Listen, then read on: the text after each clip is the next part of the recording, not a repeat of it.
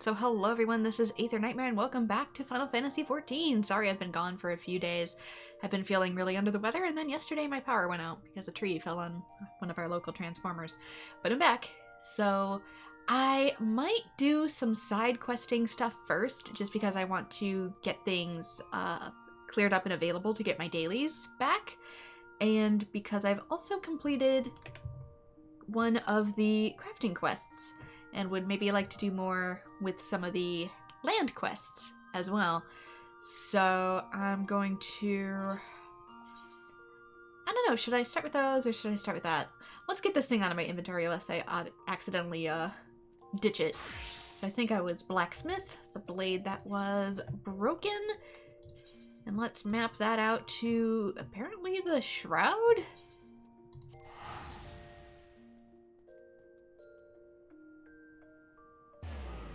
I'm gonna be real with you, I don't fully remember some of these. So I guess we're sort of doing class job quests, but completely out of order. Whatever gets done, am I right? Yeah. Oh yeah, my internet may be slow AF today.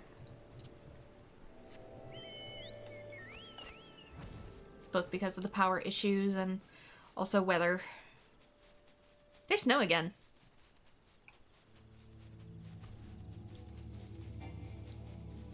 Snow and a whole lot of wind, so if things are slow on my end, or my commands take a full 10 to 30 seconds to respond, there's a reason.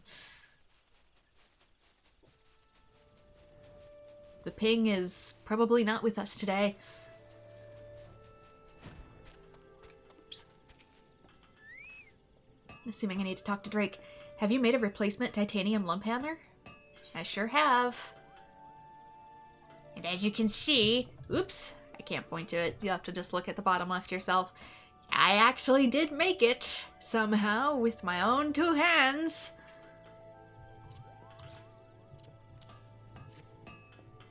Oh man, I only had like 30% chance of success, and one of them I didn't pass. So I was able to put the second one on my actual blacksmith. That wasn't perfect. My, you clearly made this hammer with a smith in mind. It seems perfectly suited to delicate work. My master will fashion some fine kettles with this. Thanks for your efforts. I believe that with this, Geralt will be more willing to hear out your request. Will he now?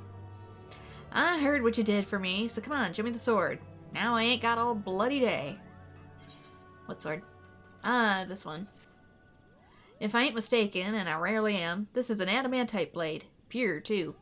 Whatever smelting technique the ancients used got it purer than most modern smithies could. And you're asking if it can be made battle-ready again? I'm afraid it ain't possible. Can't be done with that sword, and that's that. Oh, come on, you've worked on older stuff with me before. But don't just toss it yet. The hilt's special. A reliquary.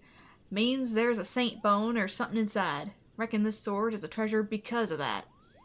So what happens if you forge an adamantite winglet in the exact shape and size as the original and enshrine the saint's remains in that? And that's what you'll have to do to remake it the integrity. We're just gonna build over the part that's actually important, he says. Apparently there's going to be some other quest here. Oh, this is just for a Relic Reborn, never mind. Wait a minute. This is the different names for things? Stardust Rod, Thyrus, Artemis Bow, Gabolg. That's probably from the Realm Reborn weapons. Okay, I'm not concerned with that.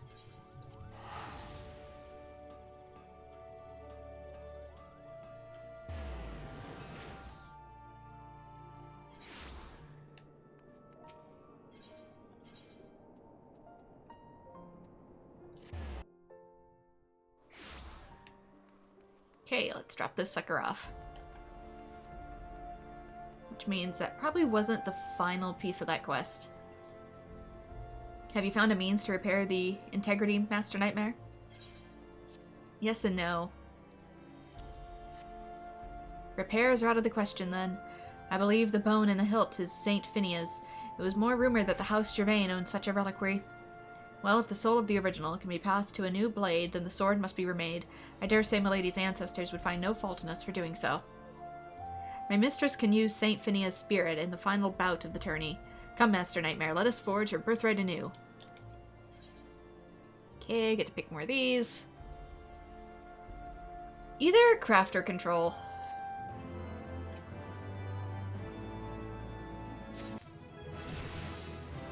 Level 61. Wasn't expecting such a huge boost. In order to complete the quest, you must have learned the advanced recipes contained within Master Blacksmith 3? Hello? What? Huh?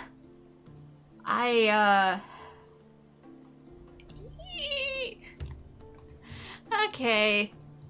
Let's open the guidebook. Master Blacksmith 3. It costs purple crafter scripts. And the quest just tooling around. So, which one is which?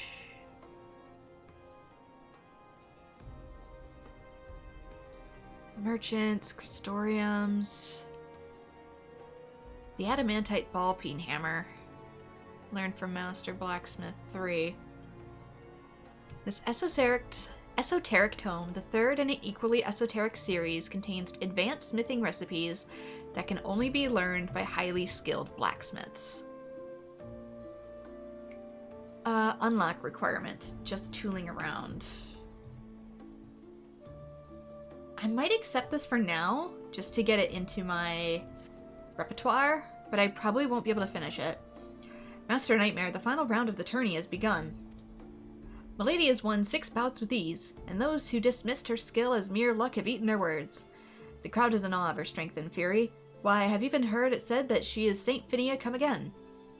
The comparison is well merited. Milady's sword arm is excellent, but she wins because she is relentless. Even brave contenders have forfeited from fear. Now, however, she stands with 8 others of equal might. I fear without integrity. Please, my friend, forge anew a fine host for the sword. An adamantite winglet, I believe you said. In order to complete this quest, you must learn the advanced recipes contained within Master Blacksmith 3. Uh-huh.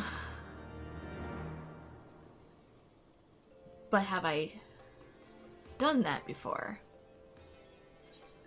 Do I have just tooling around?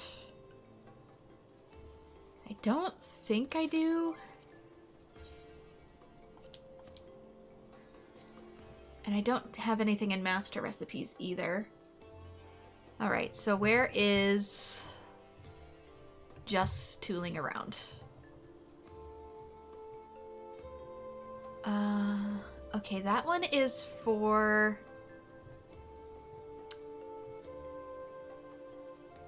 quest giver. Guiding Star in Mordona.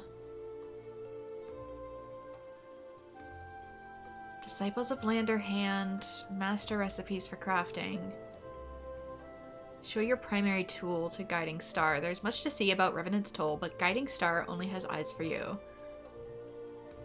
I might visit Revenant's Toll really quick.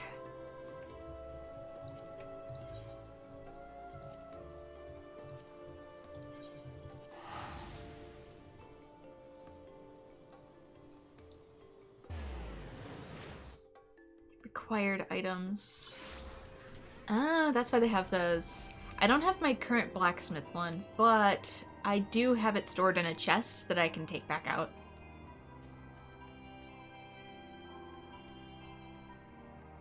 It's you. Master Crafts and Tomes. About Lucius Tools, Master Recipe Tomes. As you can gather from the name, Master Recipe Tomes contain complex recipes that require a master's hand to create. It is rumored there's others who can teach master recipes. If you have any interest, will do to seek out those individuals. Uh-huh.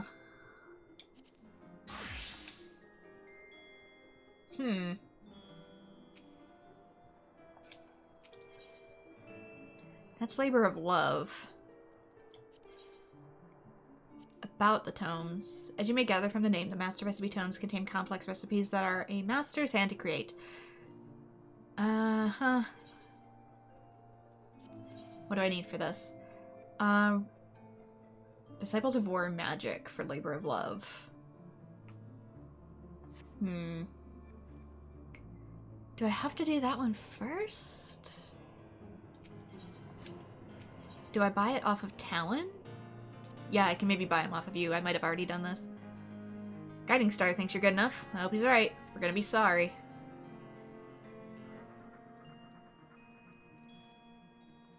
Demateria. Master. Blacksmith 2.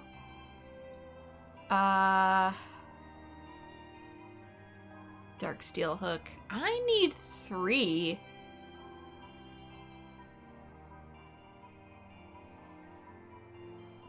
This only goes up to 2. Demateria. Yeah, this isn't correct.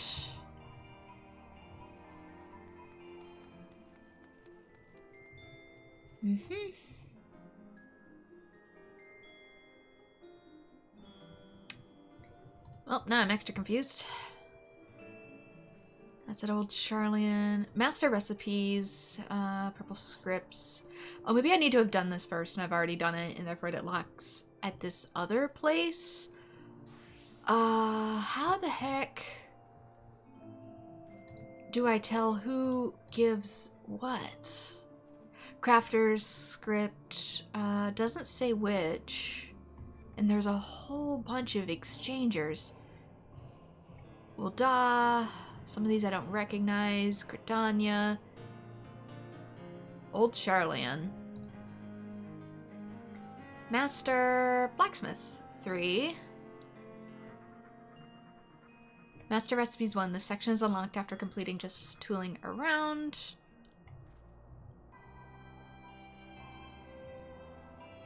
Materials. Sorry. I have to look all this up. Rowena's House of Splendors are procured a stupendous array of rare articles and fine goods, all available in exchange for elegant tombstones and other curios. Old Charlian exchange. Okay. As of patch 7.0. That's the one we were looking for, right? Some of these I don't actually recognize the locations. Shalauni? Tumeng? Crystarium, Foundation, Kugane. Can you buy them just anywhere? Like, does it not matter?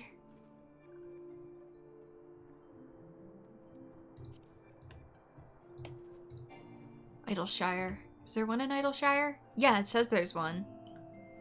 At 5.77. Like, oh, because this is open.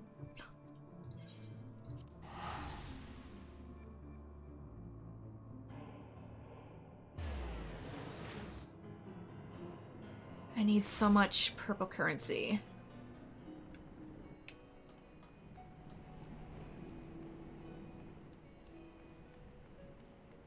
Assuming over here.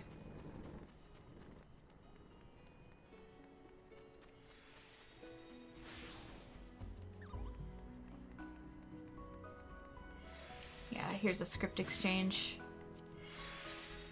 Can I do it here? At the Idleshire. Yeah, it says at the script exchange. I need 100. Master Recipes 2. That don't help me as much. It's so busy here. Where do I get number 3 ones? I don't see those here. I see number 2. Purple Script Exchange 2. Level 50 materials, level 60 tokens. Oh, it's under 1. Oh, that's not confusing or anything. Master Blacksmith 3. And I need 100 of these purple things. Which I get... How? Purple Crafter's Scripts is a type of script currency paid to Disciples of the Hand by Rowena's House of Splendors in exchange for collectibles. It's spent at the Crypt Exchange NPC to buy many sort of crafting-related items and gear. Uh-huh. From...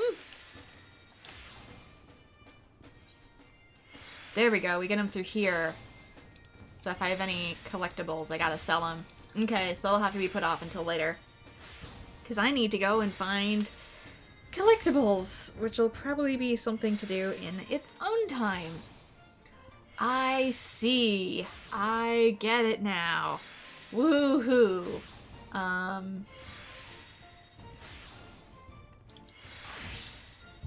Let's go do a regular quest, and then I can maybe start opening up some other stuff for crafting. Let's head to Alabathia's spine and check out our bird friends. I probably should have done Moogles first, but whatever. It's hard for me to concentrate when there's busyness around me.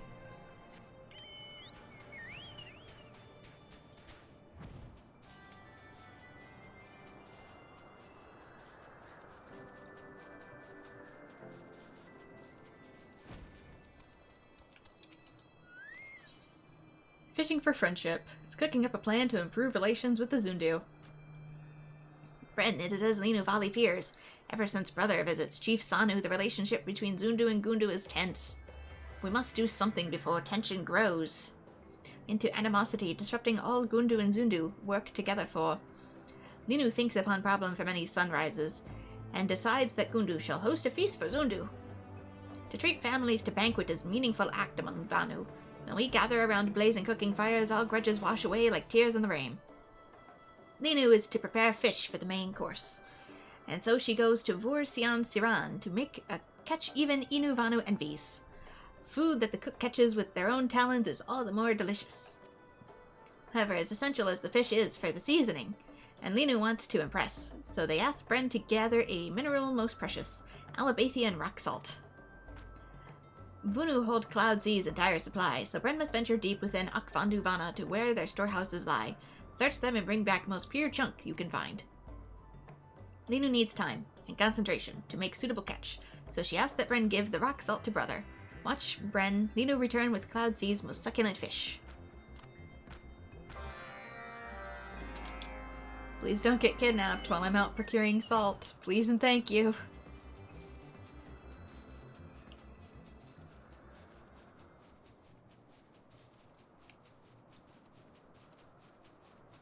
Still up higher.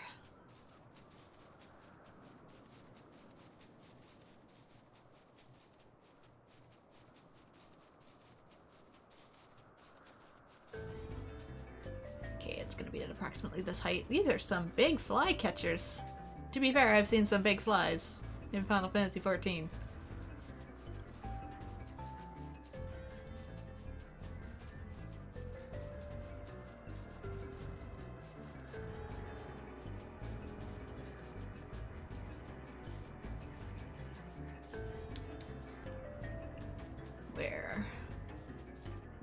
Where have you stored the goods? There it is. I'm just stealing it off of somebody's porch. Sorry about this. No wonder they're angry with us.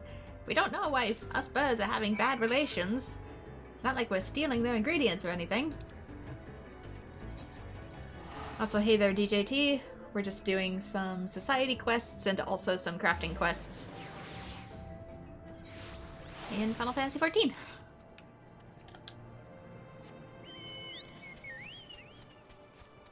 And I've hit the wall of master recipes. And we'll need to do more grinding later. I love that I come into this being like, I feel confident about this, and then bam. Progress wall. Greetings, Netherling. Sister says to expect something from you, although she says not what it is. Free of most impurities, this beautiful pink salt harvested from Alabathia's spine is almost entirely transparent. Alabathian rock salt, and as cloudless as clear summer skies. To obtain such a mineral is no easy task. What does Sister hope to use this for? Dinner. A feast? And Sister prepares the main dish, no less. Ah, it's just like her to put on a brave face, but as mist after spring rain, her courage is often fleeting. But it's not Linu Vanu's place to doubt her. It's because of my rudeness to Aksandu that she goes to such trouble. It's shameful that my actions burden her so. Sister changes, it is plain to see. Not long ago, she clutches at Linu's feathers, fearful to wander too far from my gaze. Now her conviction to build our new home spurs growth. so much so that Linu sometimes does not recognize her. Thank you for standing by Sister's side during this time, Netherling. Alas, though Sister is no longer frightened nestling, to leave her alone in the wilds brings Linu Vanu worry. For all Sister's conviction, still she is delicate, with arms like branches of birch tree. Endymions stalk in the skies, and beasts worse still, skulk in the waters. As chief, Linu Vanu must watch over the village. Netherling pray visit Vor Sian Saran and see that she is safe. And that is where? Way back over there again.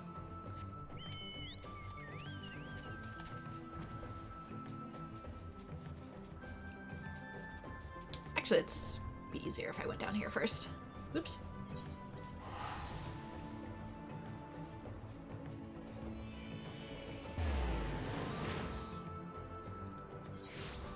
Again, sorry for lack of streaming. I've been kind of sick again.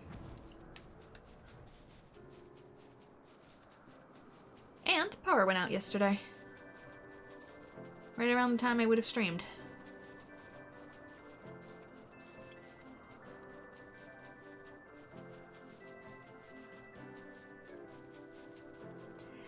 You're going through a visual novel and you realized a weird amount of visuals have fighting games, and even some fighting games have visual novels. I know that the BlazBlue creators made a visual novel because I played the demo on my stream.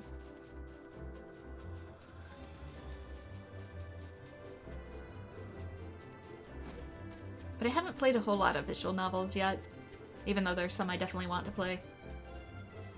So I wasn't aware.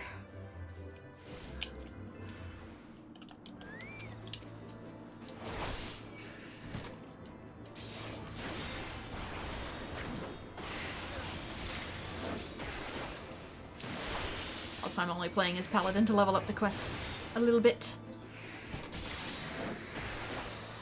My warrior's in the 70s, while my paladin's in the 60s.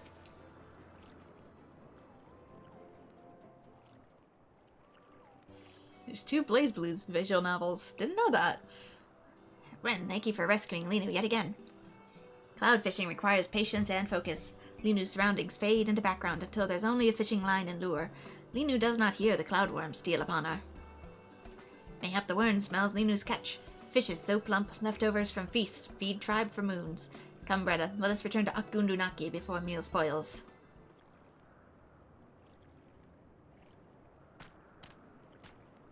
Yeah, being watched. Probably because we stole some salt. Some rare and important salt.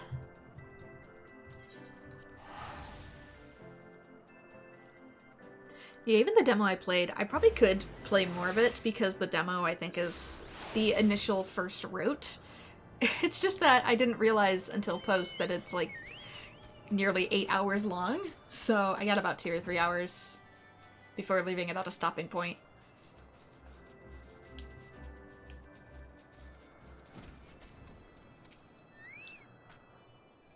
Brother gives Linu Valley rock salt, Bren takes from Vundu. With such rich seasoning, fish will be the talk of Oxandu for moons to come. And now Linu Valley cooks. Of course, Bren is welcome to feast as guest of honor.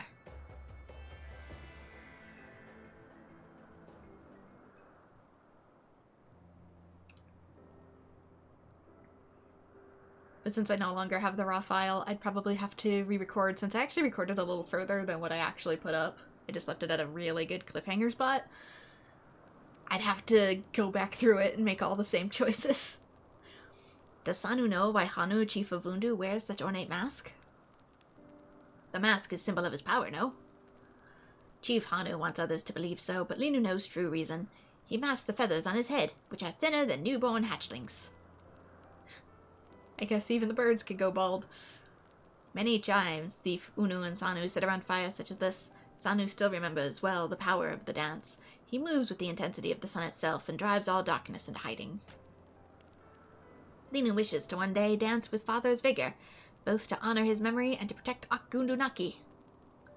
Linu Valley may still be young, but Sanu knows she will become great member of the Gundu tribe. Maybe one day she becomes chief. Chief Sanu makes Linu Valley blush. Linu is but a nestling still. Ah, it's but a joke, Linu. Yeah, I do have several visual novel demos on my Switch that I've been willing to try for, like, the demo days that I occasionally do. The only thing with visual novels is because there isn't really gameplay, I'd probably only do demos, even if I play the rest of it in my own time, just because copyright tends to be a bit more strict. A lot of people that play visual novel routes and are bigger YouTubers often tend to have to get permission to go any further than the demo. Some games even to do the demo, so that's part of the reason. All Zundu praise feast, particularly the fish. We look forward to sharing many meals together in coming moons. Of course, Bren is welcome to sit alongside the cook fires with us anytime. Society quest complete. I'll bring my own salt next time. I come from the lower worlds. We have an abundance of it. We have this thing called an ocean.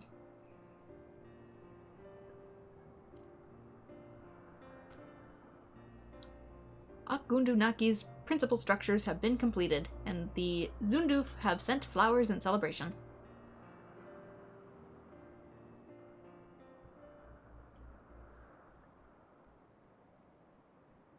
Reputation up.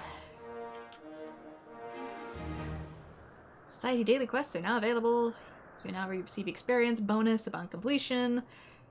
Furthermore, you'll be able to undertake 3 additional quests. Great, I can do those later too. Probably not on stream, but eventually later. What did they put up? The flower things? These? We have sent decorations. Okay, now for Goopos.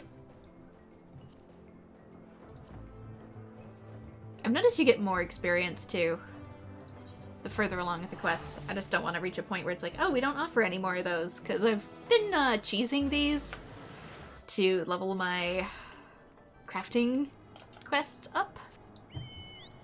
They grant so much that I do them daily, even if I've technically maxed out the Moogle missions for the next quest.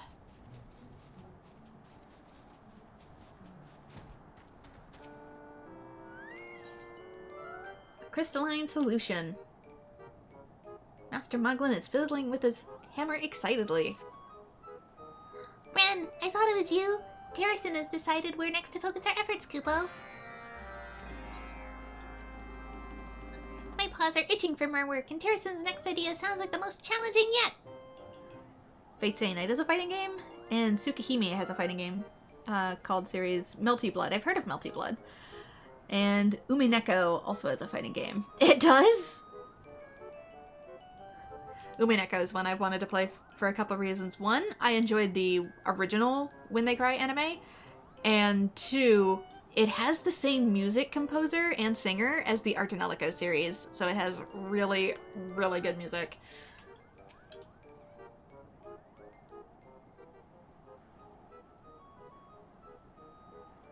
She doesn't do a whole lot of work in video games, and I really think she should.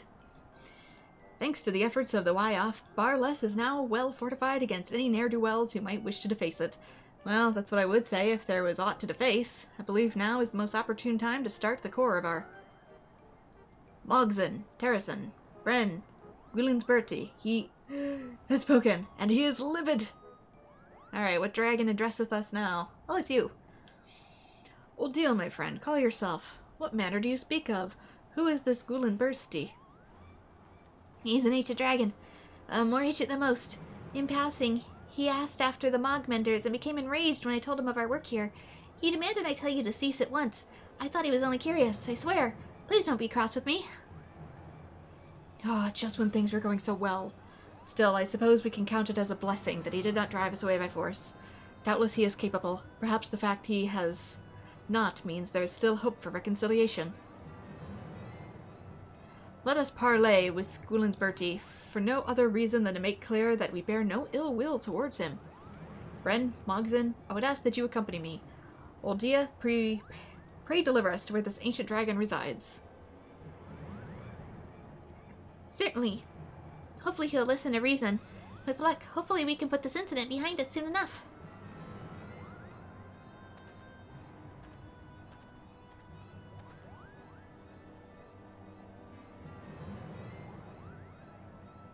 audacity. The chapel. You made it pink!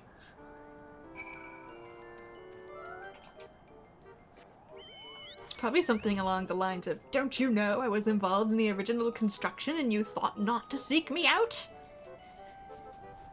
I'm just throwing guesses.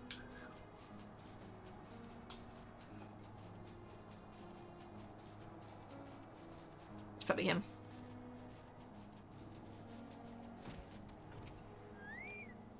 So, this is Gwielin's Bertie? Indeed, he has an air of wisdom about him. Much the same as yours truly, I would like to think. Here we are. I suggest going before Gwielin's Bertie with a measure of humility. He has no patience for arrogance. For the life of me, I cannot fathom a reason any dragons would be angry with us. Well, I suppose there was the one time I stuck a stone up a dragon's nostril. He was sleeping so deeply I couldn't resist. You do the same, I'm sure. No. No, I wouldn't.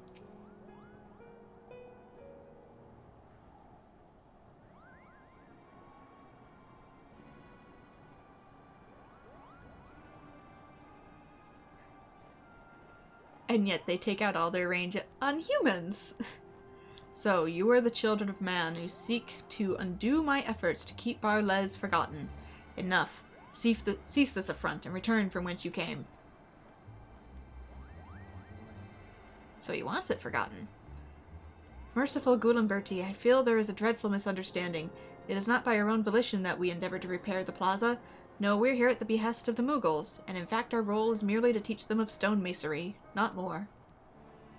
As you are doubtless aware, the Mughals are bound by an ancient accord with Thrace Velgar to guard and maintain the Zenith.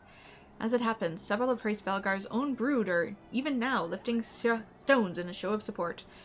Forgive me my boldness, but do you mean to put a stop to such efforts? Bold indeed, you're right. I cannot oppose the will of Thrace Velgar, if there is truth in your words. Oh, it's true, Kupo. If you require proof, just visit the plaza yourself. And you only need to ask His Thrace Velgar about the covenant we share. My dear Mogson, pray let me handle this matter. We must tread carefully. I would very much like to leave this parley without any singed hairs. Mighty Gwilin Bertie, I believe a dragon of your strength would have no difficulty driving us from the plaza and razing it to the ground. But I also believe you are wise, too wise to act rashly, without knowledge of our intentions or our sincerity. Perhaps. If you'd prove your worth, then so be it. Restore the splendor of ages past to Barlez, and I shall oppose you no longer. That's it? We're already well on our way. What? Oh wait, sorry, that was the wrong one. That's it. We're already well on our way, Kupo. Rest assured, Barlez will be restored in no time. Will it? Long ago, the plaza held a fountain from which flowed an unending stream. To build such a thing now would be an impossible feat. Yeah, where would we get the water? I would expect no less than to be tasked with the impossible. To construct a fountain on barren land seems an unsolvable riddle. Do not fear, however, for we'll find a way, as we have many times before, don't we, Mogson? We could always recycle the water, though it would eventually evaporate and we'd have to get more. Naturally, Kupo. We'll show you the worth of us Mogmenders. I mean, that's how most fountains work. They only have a set amount of water in them and they just circulate it. Excellent. Well then, my dear Gwilin Bertie, we shall set out to work at once. In the meantime, I trust you'll see fit to allow repairs to resume unimpeded. Very well, children of man, I shall tolerate your presence for the time being.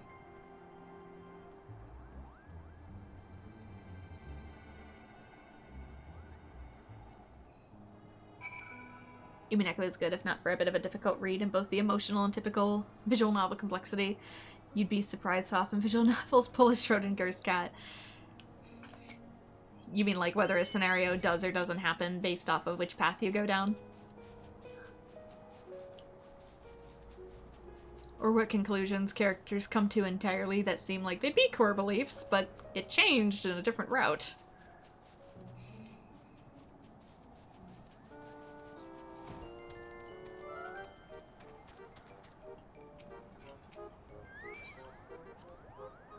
We'll find a good way to get water. I'm sure of it, Kupo. I've never seen someone stand so fearlessly against Gwilin Bertie. Not even brother. With age comes a sharp wit. While not the ideal outcome, there's not for us but to return our attention to the task at hand. Not only must we build a fountain, but we must also secure a source of water. Gulen's birdie is well aware of the fact that we are surrounded by dust and wind-worn brick, which is why he expects us to fail. But if we shall prove him wrong. It'd be best to first seek the wisdom of those most familiar with the land. Tell me, Mogzen and Oldia, how do you go about securing water for your people? And truth be told, I never thought too deeply about it. If our throats are dry or the flowers are drooping, we just go to the springs north of Magholm. When we wish to wash the dirt from our scales, we tumble into the nearest cloud. And when our throats are parched, we slake our thirst with the blood of our prey. Well, we can't make a blood fountain. We should not make a blood fountain. The springs of Magholm are entirely too far away, and somehow I doubt a fountain of blood is what Gulen's birdie has in mind. How about you, Bryn? Any ideas?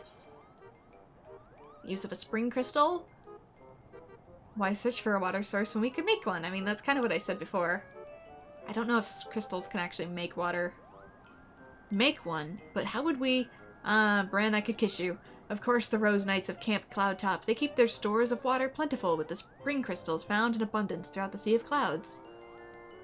Such an ingenious solution. Gulen's birdie may be stubborn, but even he should be impressed. Wouldn't that still, over time, due to evaporation, decrease our water stores, though? I believe he would, my dear Odile. That settles it then. We must procure spring crystals. Of course, it'd be preferable if we did not have to travel all the way to the Sea of Clouds. Can they be found near here? Brain, look! Because I often fly over a crystal that seems to have water trickling from its surface. I have a suspicion this might be one of the spring crystals you speak of. Then all that's left is to gather them, then. Oldia, show me where they are and I'll bring as many as I can carry. Which probably isn't many. Gulen's birdie will know our worth, Kupo. Well, I cannot deny Mogzen's enthusiasm. However, neither he nor Oldiel actually have seen a spring crystal up close, and it'd be a shame if what they brought back was unusable. Follow them so you might judge the crystal's quality.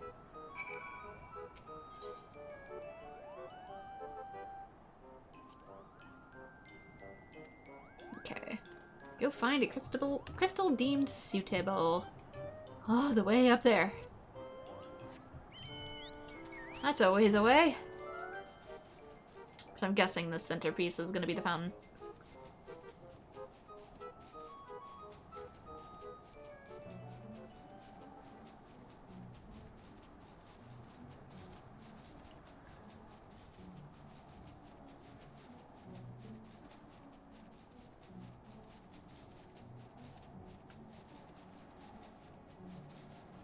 All the way up at the Tippy Top Island. That was a question I had, like, do you get rain up here and then just collect the rainwater?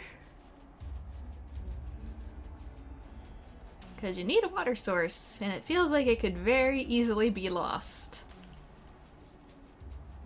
At least with groundwater you can drill to get it back, typically, but... Up here, when she gone, she gone.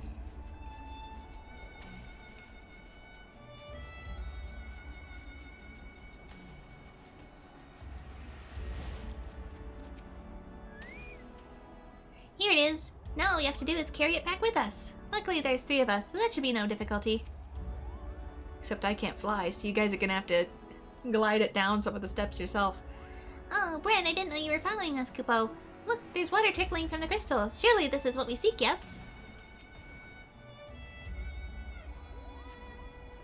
Water trickles forth from the crystal in thin rivulets, each running dry before reaching its base. It seems there's little hope that this can be used as a supply for the fountain. Oh, it's not strong enough. From the skies, I could not tell that this crystal was so dry. But worry not, for you're in the company of a dragon. When I unleash my mighty roar, this crystal will awaken and water will gush forth from it like a geyser. Should we wait to do that until we actually have it secured into the fountain? Otherwise, it's going to be real difficult to carry it when it's like spewing like a geyser.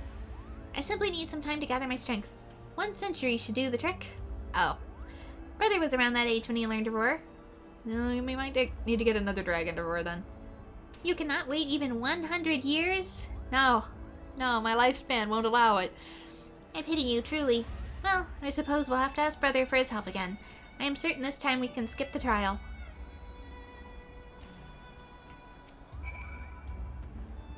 So you're going back to the Zenith? I'll wait here and protect the crystal from thieves and monsters, Kupo. By yourself?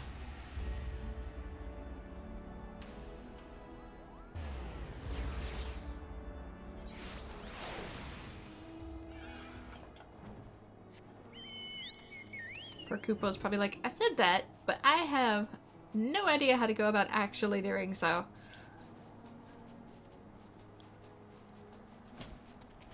Alright, Wyoff, can you carry it? I've already explained everything to Brother.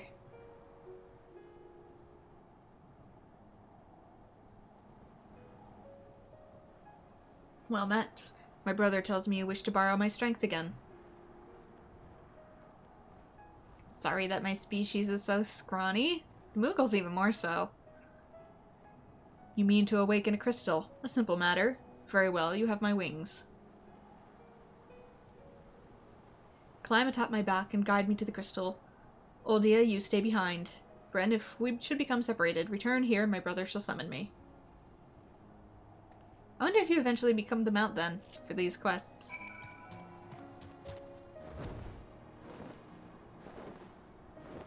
I mean, they already programmed it, so... eventually...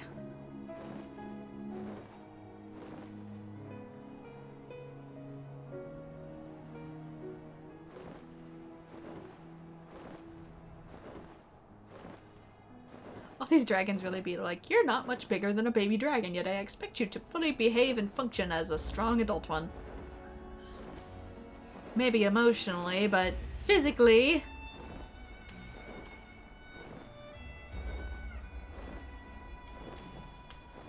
I cannot lift boulders. That's not how this works.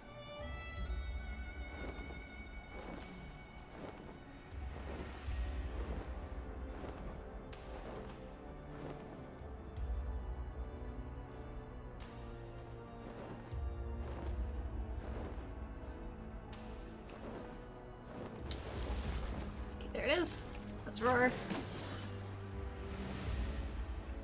Look, water spouting forth, Kupo. The crystal will make a perfect source for our fountain. Now we just need to break off a few shards. Oh, I thought we were carrying the whole thing back. I'm relieved. I could have just as easily shattered the crystal by mistake. Fortunately, I did not. I've gathered the largest shards I could find. Well, let's be off to the zenith, and we'll show Bertie that Barlez will shine once more.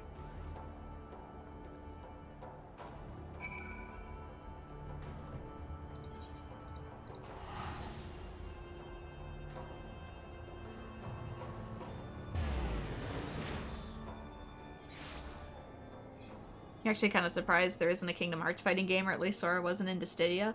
To be fair, he made it into Smash, didn't he?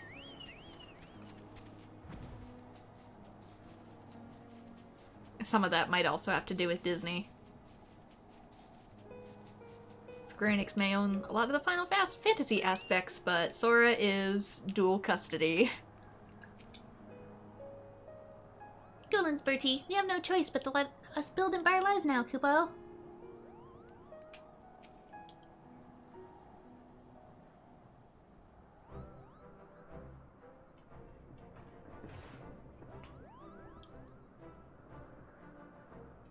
Though it looks like the new mobile game that's coming out might have a bit more PvP aspect to it. Not sure what all I can say, because some of it's leaks and some of it isn't, so I have to be vague. Golens, Bertie, we've done it! The fountain in Barlez will flow as gloriously as before, Kupo. So you've secured a water source? Oh, it was a team effort, Kupo. Ren suggested we use spring crystals, and Oldia told us where to find one. We gathered more than enough shards to keep the fountain flowing indefinitely. I know those crystals, but do not attempt to deceive me. There are none with the strength of which you speak. There were none, Kupo, but through will, perseverance, and determination, we're able to find a solution. Those words. Oh, it's nothing. Proceed, Moogle. With Wyoff's mighty roar, we awakened a spring crystal, and now we have enough water to make 5 fountains. Surely our deeds have proven that we are worthy to continue our work. Impressive, little one. However, your story tells only of the deed of man and dragon. What has your kind contributed? There's much work to be done, and the spring crystal is but one component. From here on out, it's the responsibility of the Mogmenders to see the fountain completed, Kupo. You mean the new Final Fantasy XIV mobile game? No, I was referring to the new Kingdom Hearts one. Your words bespeak confidence, and more importantly, sincerity. Very well, you may remain in Barlez. On one condition. Rising from the fountain was once a statue. A monument to friendship and peace. You'll see it restored to Barles. Can I, get a description of this statue? A statue? We've never built something like that. What if it proves beyond our abilities, Kupo? Then I shall make the plaza dust and rubble once more. Well, it appears we have no choice but to succeed then. Gulen's Bertie, the statue will rise... will be even better than you remember. I promise. Yeah, I wonder if the mobile version would have the PvP from this game in it for Final Fantasy XIV. There's something unique about that one. Do you not agree? The Moogle?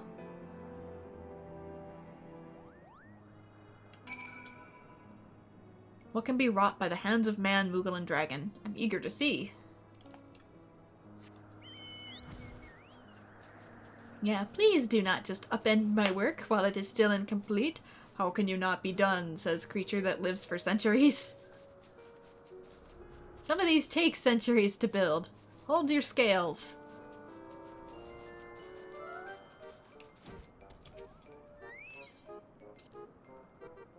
Mogson said I used to spend our days hiding in imaginary palaces within the rubble, and now his imagination is coming to life.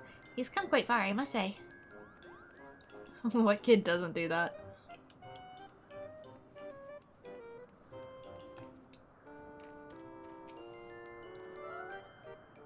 A monument to friendship and peace. In our latest challenge, Kupo. I suppose we can consider the Mogmender's first commission. I must admit, I'm a bit nervous. Our reputation is at stake. So the dragon has requested further work to be done in the plaza. Moggs, and I have no doubt you and the Mogmender shall rise to this challenge as you have risen to many others. Remember the wisdom I've tried to impart to you. I won't disappoint you, Terracin. Now, if it looks like there's no way forward, I will find one. Now let's begin the work on the fountain. Ooh, these are new. Gathering or craftsmanship. I'm pretty good on gathering at the moment, so I'll go crafts. I can obtain most of what I want through gathering pretty easily. Ooh, it's fluffy. Very fluffy fountain.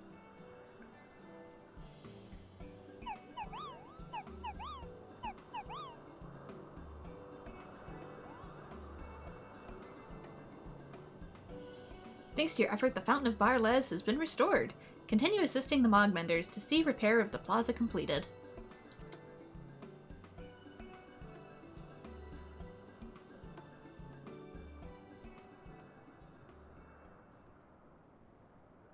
Reputation up. You may now gain more experience. It's been increased to trusted. More society quests available. 3 additional quests. I'll do those in my own time later. Behold. We're here and ready to serve. No task is too grand and no question too difficult to answer, Kupo. Alright. So there we go. Society quests are up to date, and I have a new daily grind. 2 new daily grinds. Technically 3 if you want to add the, add the collectibles that I need for the scripts so that I can get the final pieces to these, but I'm gonna actually start on these. Gonna remain in Culinarian and see what requires me for cooking.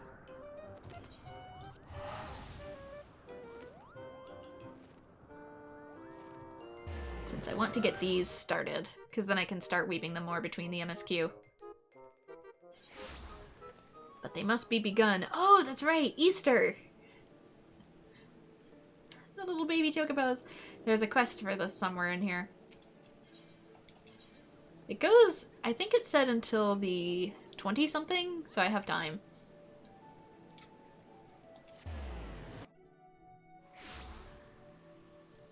Sometimes I forget that this thing has events in it until I get special, they're in Gridania. Okie dokie. Till I see the decorations. They do it so much more often than they did for 11. And 11, I think I really only saw it around Christmas. Wait on me. Has a mind to set you up with a new challenge.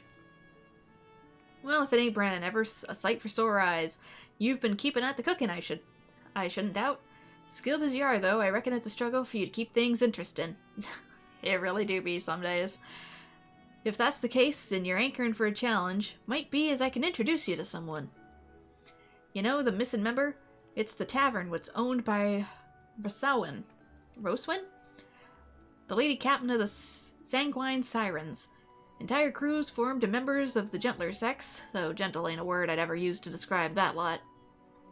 Any road, we had waitresses there and got a task to call for a consummate culinarian, and yours was the first name which came to mind.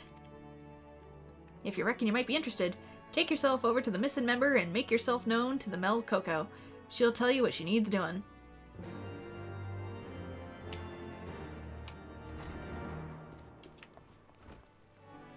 Alright, and that is where? Is it up here? Looks to be.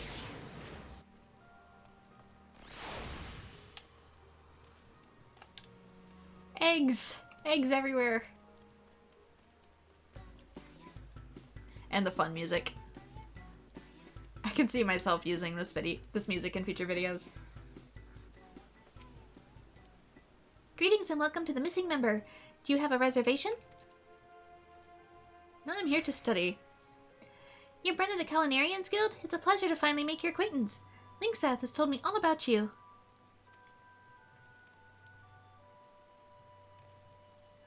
I'm Mel Coco, the head waitress of the fine establishment, and I'd like you to participate in the Delamont Dior, the most prestigious of all cooking contests.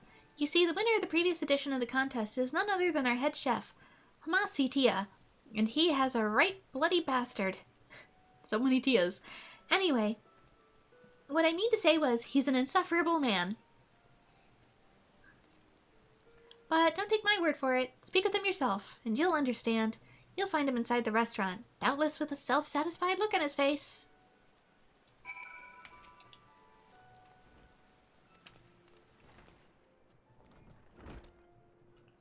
I mean, Japan does celebrate more than that, but they are kind of like Japan-exclusive holidays outside of New Year's.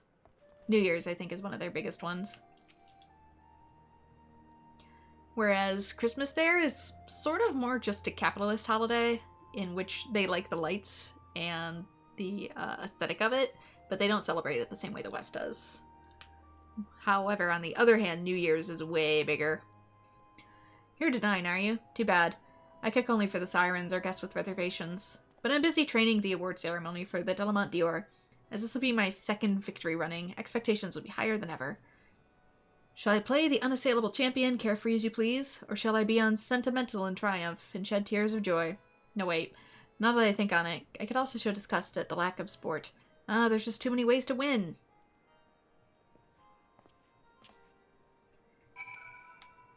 When you're doing a global MMO, usually you want to do more global holidays. Occasionally a few here or there. Like I know Pokemon Go does Festival of Lights,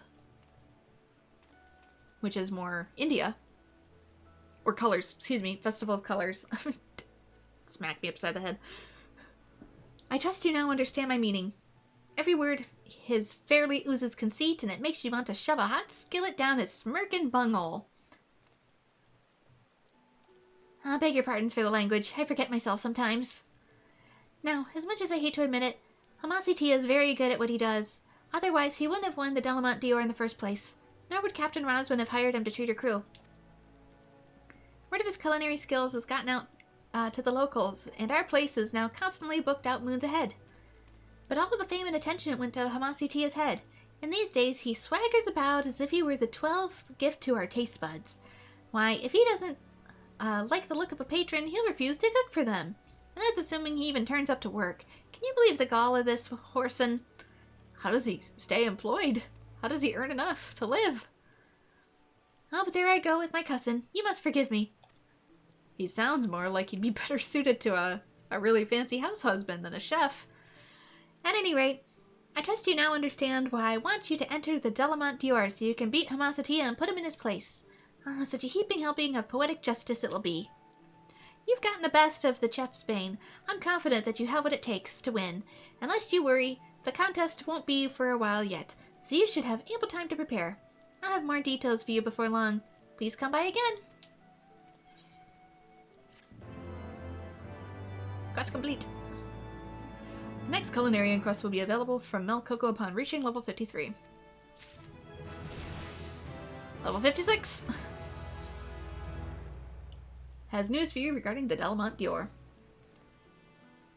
Glad tidings, friend. The Bismarck has been chosen to host the Delmont Dior. What better place to cook than in one's own kitchen? A member of the contest council has come to the Culinarians Guild to register participants. Please go and give him your name at once. And that's all the way back up here.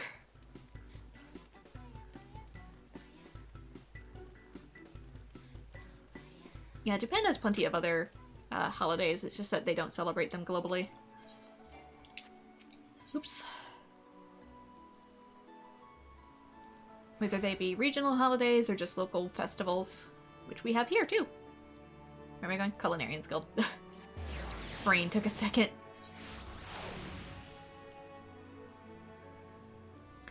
You know, they don't really celebrate Halloween, though they might have a tradition close to the original concept of Halloween, but seeing as Easter still has a strong Christian focus, it would be a surprise if it was a national holiday. I'm not too sure about Easter. My culture doesn't have Easter, although we still think the eggs are pretty. But Halloween actually is starting to gain a lot of traction in Japan because they really love the cosplay aspect of it. Down at the Shibuya crossing, especially on Halloween, you should try and see if you can find any footage of it because people go absolutely nuts for it down there. So they don't do the whole trick-or-treating aspect of it or mass decorating the same we do, but they have turned it into a big cosplay holiday these past couple years. They do it in Korea as well. Greetings to you. Have you come to register to compete in the Delmont Dior?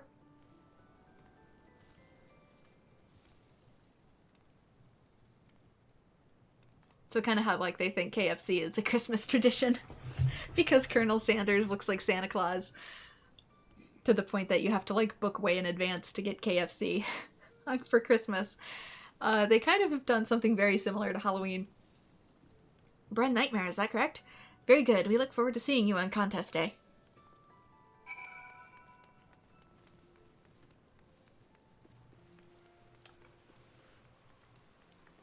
So it's not quite the same, but they do know about it.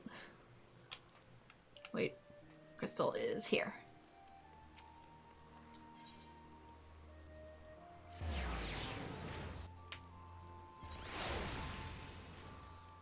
And then Valentine's Day is a bit more complex because they've interwoven it with White's Day. Which is like Valentine's 2. Electric Boogaloo. I'm at the wrong spot. So Valentine's is sort of like where you confess, and then White Day is where you get an answer. If you get an answer. And then there's Black Day, which was kind of sprung out of White Day, in which singles eat soba noodles to celebrate their singledom. Or at least share the solidarity. You've registered your name? Excellent. Now you have but to prepare for the contest. Speaking of which, I have a task to help you get into form. One of our diners wishes to have a dessert, but there's nothing to her liking on the menu. She's been sitting there for a whole hour, unable to make up her mind. Must not be that hungry then. As the guild's foremost culinarian, I believe you'll be able to whip up something to suit her palate. To begin with, you'll want to inquire after her preferences. It's the steerswoman at the table on the right, in case I haven't already mentioned it.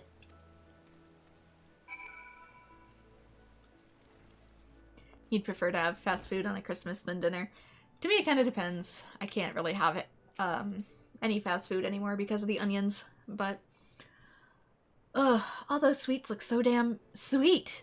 Don't rush me, I can't make decisions under pressure. You'll make a dessert. What ain't on the menu? You're a godsend. So here's the deal. I can't stand sweet things. Stuff makes me want to retch. Thing is, I met a man who's perfect in all ways but one. Bloke's got the sweetest bleeding tooth on this side of the Vilbrand. So what if I make you something that's more tart than sweet? If we're to work it out, I've got to learn to eat sweets. Or suppress the urge to gag, at least. Not necessarily, you don't have to always eat the same things as your partner. That's why I'm here, to train myself. This is my first time and all, so be gentle with me, eh? Make something what ain't so sweet. Ironically, we're talking about Japanese festival food. A lot of it kind of fits the bill because they don't make stuff as sweet over there. Did you hear you rightly? She says she doesn't like sweets? Oh, that's bollocks. I'd wager she's just afraid of what she don't know. Be gentle. Sod that. Let's feed her something so blazingly sweet it'll blow the skeptic clean out of her. So are we taking her to request to heart or not? A Samal tart, made with a veritable mountain of fresh cream and sugar, accompanied with a rich cup of Ishgardian tea. That's your order, Bren. I see. A tart and tea. To be fair, though, I hear that their fast food's way better. Because they actually give a damn about it. It's treated more like a restaurant that just happens to get your food out faster than average, as opposed to whatever the heck it is in the West. Okay, here's the Samal tart. I need a dark chestnut, maple sugar, sweet cream, and Highland flour. I think that's a little different. Let's see, flour. Yeah, it is. I need Highland wheat. So that'll be something I need to craft later. But the other ingredients so far are pretty easy to get a hold of. How do I exit back out of that? Nope. Nope.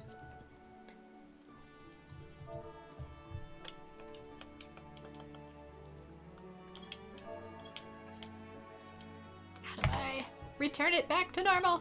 There we go. Yeah, this is easy. This is easy. This needs a bit more. Same with crafting even. I'm learning a lot more new skills to go along with this. Beet soups. And what about the tea? Ishgardian tea. I need Kurthan tea leaves. I have one. Need some more yak milk, so I'm gonna probably have to take up some yaks. Or something in order to get these to drop. And maple sugar.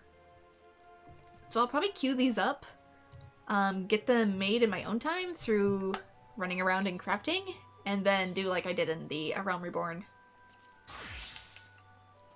And get them turned in once I'm actually done.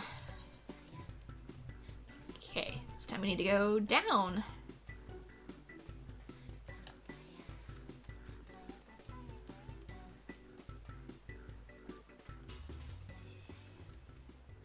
Is it outside? Yeah, armor's outside.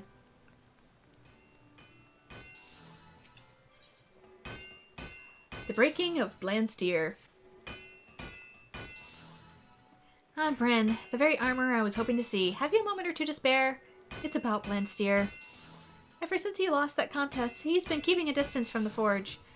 Then, one day, he simply appears, as if naught has happened, and starts banging about a breastplate on the anvils.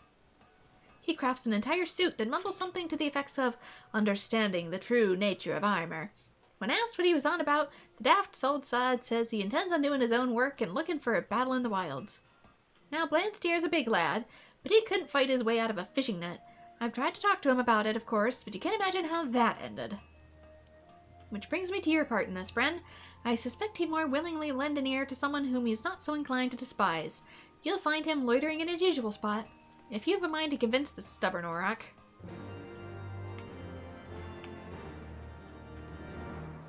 Okay, which part is he in? Probably in his usual side hovel there. Down here. Yep. Just you and a whole bunch of eggs, huh? Well, look who it is. Listen, I know Hananza sent you. Just keep walking your own path and I'll walk mine. I've been doing a lot of thinking these past moons, you see. And I finally found my answer. I'll learn the secrets of armor craft, and not in the flames of the forge, but in the heat of battle. And if I die in the doing of it, I'll go to my grave with no regrets. Don't try to stop me, and you can tell the forge master of yours to keep her twitchy nose out of my damn business and all.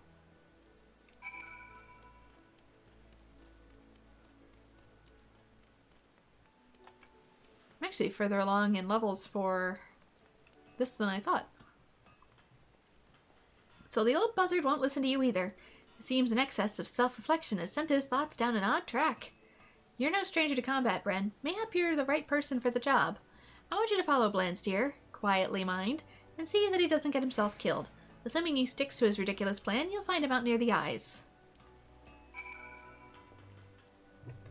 He expects to forge on the battlefield? With what?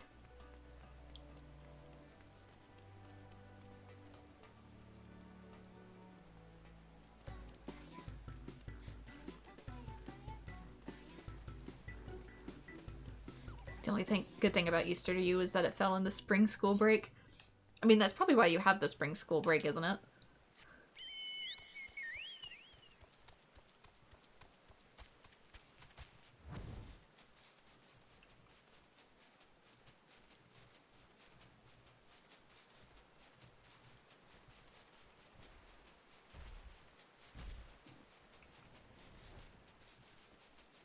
Where has he gone?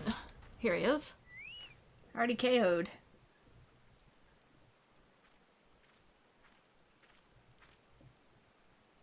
Because most American holidays, or should I say Western holidays and school breaks are built around each other. Are you injured? 'Twas fortunate we happened by. You're more like to harm yourself with flailing than slay your intended opponent. I must say, however, I do admire your devotion to your craft. Mayhap we shall call you the next time we have more need for an armorer. Safe travels, my friend.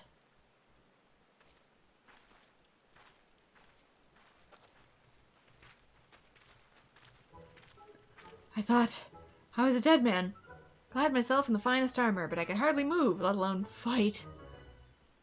Who'd thought a rat could give so much grief? A bleeding rat! Mean little bugger he was. You got your butt kicked by a level 2 enemy is what happened. Welcome to noobdom. Don't fight in your armor sets. But as I stared death in its furry face, I had myself an epiphany. I've got to get back in the forge, and then I'll be ready to try again. What are you doing out here anyways? Well, I'll leave you to your business. I can hobble back to limbs on my own, thank you very much. So your job class is still set to armorer.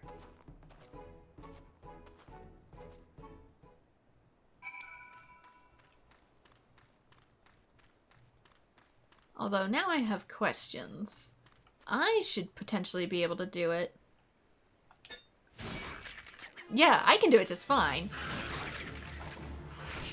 I think it says a lot, though. That I only do this much damage at level 58. Come on, smack it. Auto attack. I believe in you. Why won't you do it? Thank you. Yeah. I think that says everything it needs to.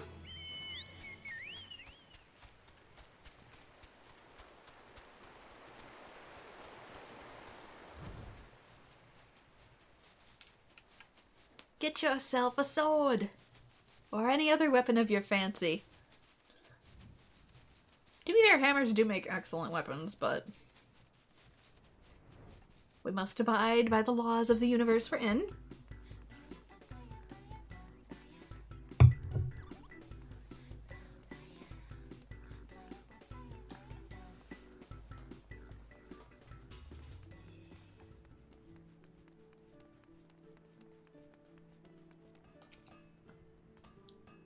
Well, I'm glad to hear the old bastard survived his foolishness. This time. From the sounds of it, though, he doesn't intend to stop there. I know you have more productive things to do than mind a full-grown man, but can I ask you to stay near Blandsteer for a while? If you can't reach him with words, then mayhap you can guide him with craft. Speak with the man and offer to aid with his work. And while you're teaching by example, you might even learn something new yourself. I don't think he wants me around, though.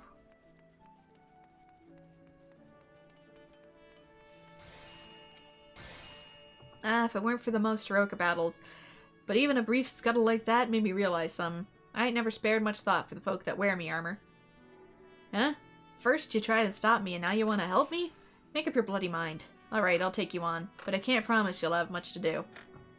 I've searched the depths of my craftsman's soul and come out with a whole new view of things. From now on, I'll be putting myself in my customer's boots and forging a piece. I mapped my course, and it's a straight run from here to greatness. Yeah, the armor does have to be light enough to move. It's kind of a big deal.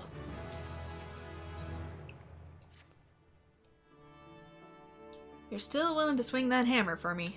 Truth is, I've gotten myself into a bit of a bind. Do you recall the adventurers that saved me from that unholy rat? Well, they commissioned me to craft a piece for him. As much as I'm trying to understand their needs, the request has got me as baffled as a nugget-brained novice. Maybe I shouldn't talk to this, Benethier bloke and hear the details directly. He should be waiting over by the winch.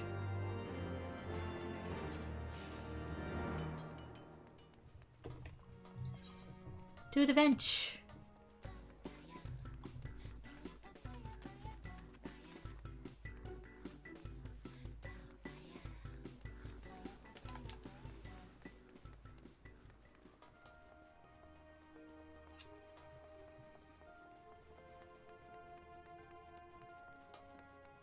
Yeah, I just want to get all these opened up.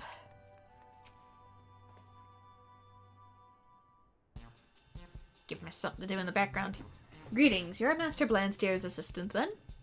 Since I have been working on stuff in the background, like leveling, I just haven't been well enough to record. Ah, that's right, my assistant. Though they could hear the job direct from the customer's mouth.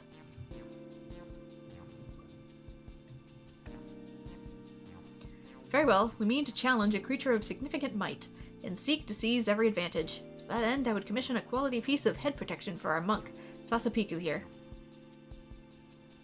Sasapika the Snake, they call me. I got a swift strike and deadly and can't be wearing no heavy helmets. Cramps my style, you know.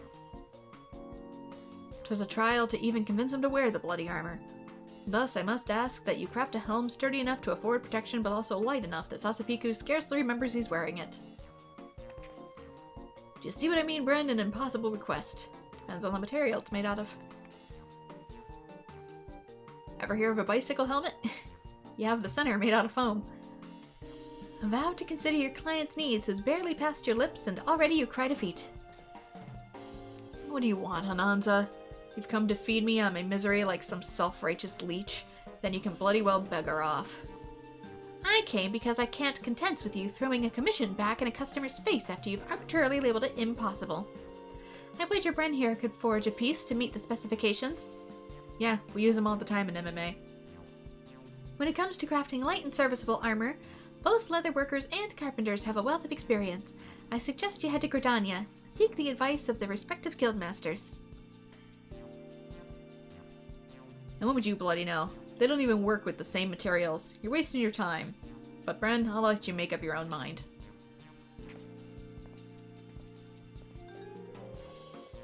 It's the only way he can ask for help. Proud, insufferable old Edelgoat.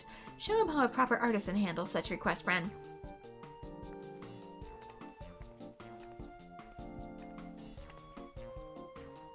So it seems the job is now yours. Master Bren, was it? I'm excited to see the results of your labors.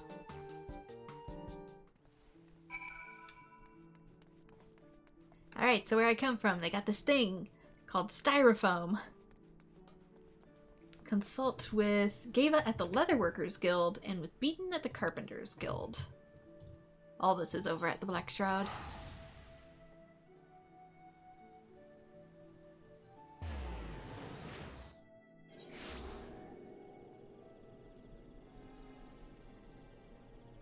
Yeah, American school is very similar, except we don't really call them terms.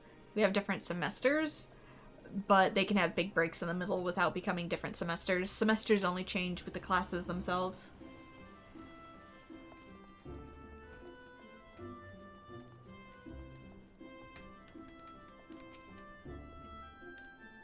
A metal helm.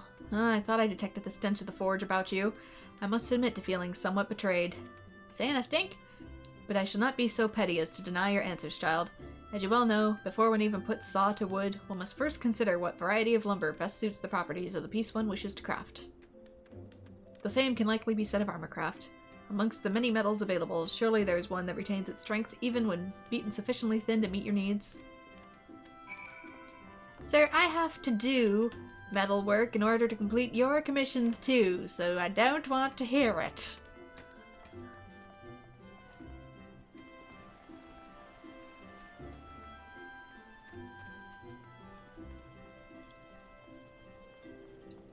I'm just saying we don't really label them separately either, until the actual semesters change.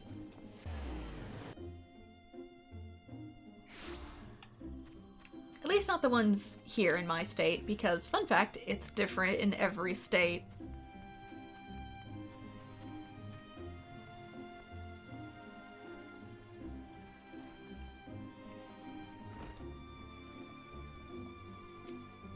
Not even just states, but districts. Districts can be very different from each other. Branching into other disciplines, Bren, if you recall my GAFA patterns, you already have an answer to your question. Always craft with an eye towards minimal waste. This approach also respects the life that was taken for the material, by making the most of every strip and square. In this case, however, you may simply need to take care that you have not added unnecessary weight in your quest for sturdiness. Yes, things I already knew. Okay, back at the Armorer's Guild. I'll finish some of these first, and then I'll set out to the new locations.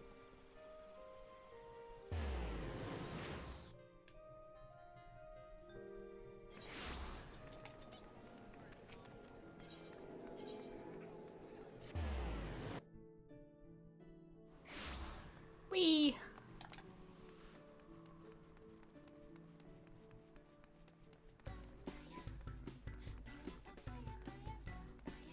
After this, I might try fishing. Have not done so in a long time.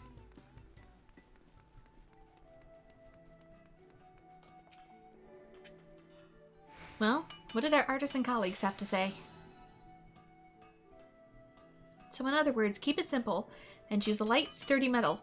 Not exactly revolutionary as ideas, but certainly fine points to keep in mind. If we're talking about minimalism, then our best option is probably a mask of some kind. As for the material, titanium would be the strongest for its weight. I don't know if it would be. Finally, the overall design should complement the swift striking style of your client. Hammer out the piece and deliver it to Benether. Typically, if you want it to be light, you need something more like aluminum.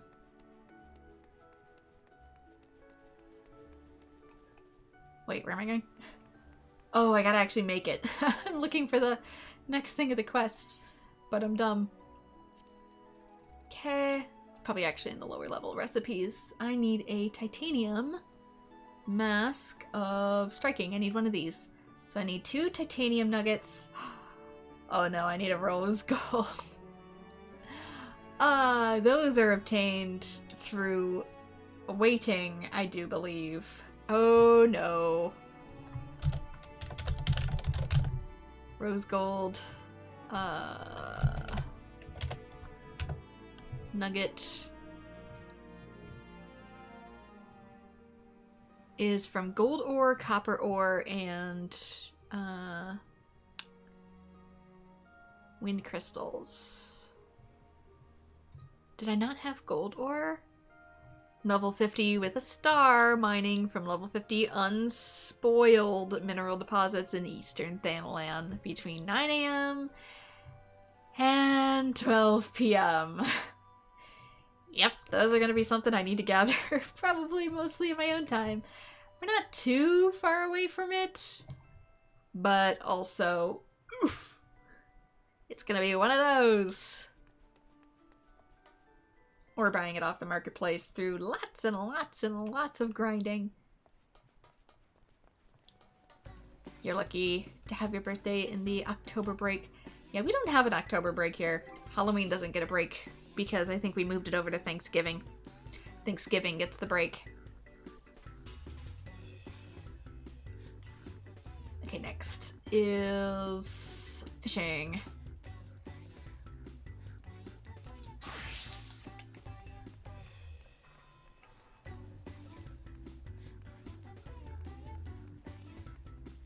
We just steamroll straight through Halloween here. Have school directly on it, too.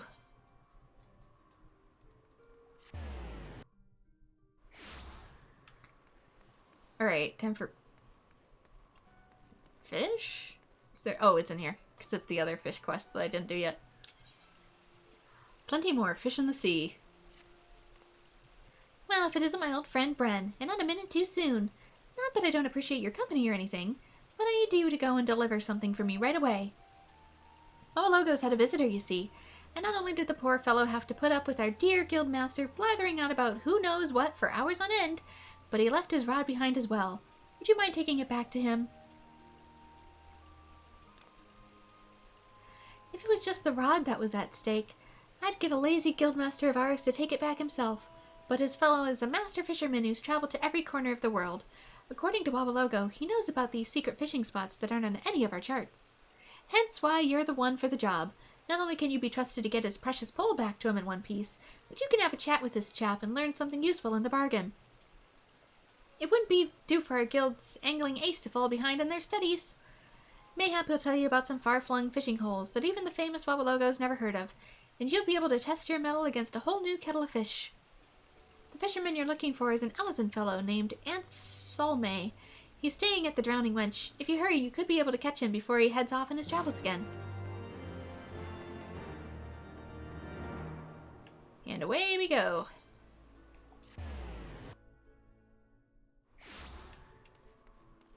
Most of my fishing lures are in my chocobo pocket. So if I need them, I can fish them out as need be.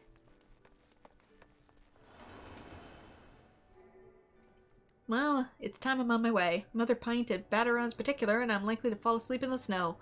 Oh, hello there. Is there aught I can assist you with? Your forgotten rod? Goodness, is that my rod? I left it at the Fisherman's Guild, you say? Dear me. I was having so much fun catching up with my old friend Wawalogo that I forgot all about my most faithful companion. I thank you for coming out of your way to return it to me. Are you a member of the guild, then? I don't recall seeing your face down in the Fisherman's Bottom. You are. Good show. It's always a pleasure to speak with a fellow fish fancier. So tell me, what's been your biggest catch so far? Sharks. Unless you want to count Leviathan, we could count Leviathan. You caught a Maslea Marlin? Hold on a moment. You're not Bren, are you? The one who lifted the fishing ban and saved the guild? Wawalogo told me all about you in the most glowing of terms. It's a pleasure to have met you. I wish I could stick around and chat, but it's past time I was headed home to Ishgard. If you're ever in the area, you must come and visit me and tell me all about your adventures in angling. Like as not, but you'll find me in the Forgotten Knight. You could say he's the Drowning Wench's long-lost lover. Drop in whenever you'd like, and I'll give you a guided tour of some of my homeland's best spots to drop a lure. Till then, Bren. Also Bismarck. Let's not forget Bismarck.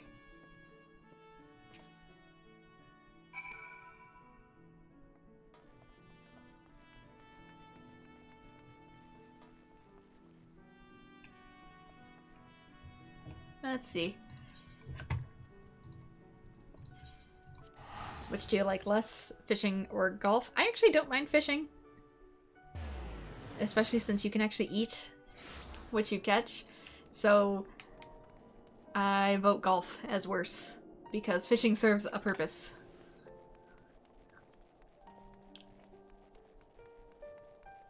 A hobby it may be in modern day, but also a way of life it was for our ancestors.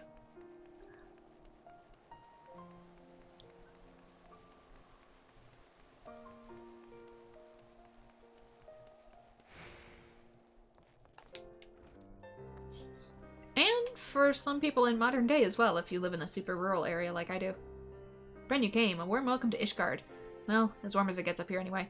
So, are you ready to learn all about my favorite fishing holes? It'll soon be the end of the stormy season in Kurthus, so we'll be able to fish to our heart's content without being frozen solid. Come back in a little while and I'll show you some of the perfect places to catch the finest fish in the north.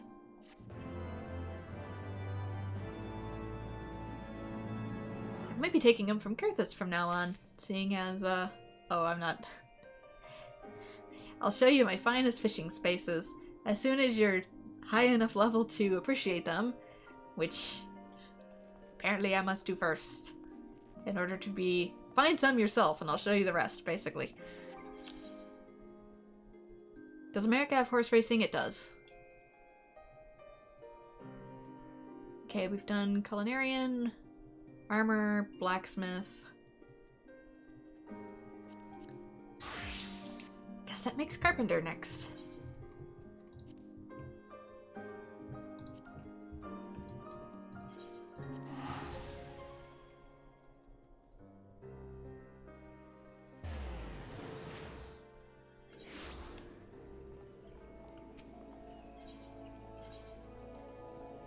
Okay, we could go there. I'm guessing it's probably at the plaza for it to do the Easter event real quick. Otherwise, I feel like I would forget or miss out.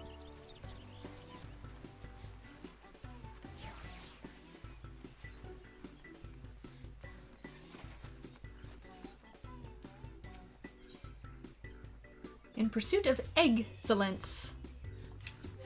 Kinda wonder if I should be in a different attire for this.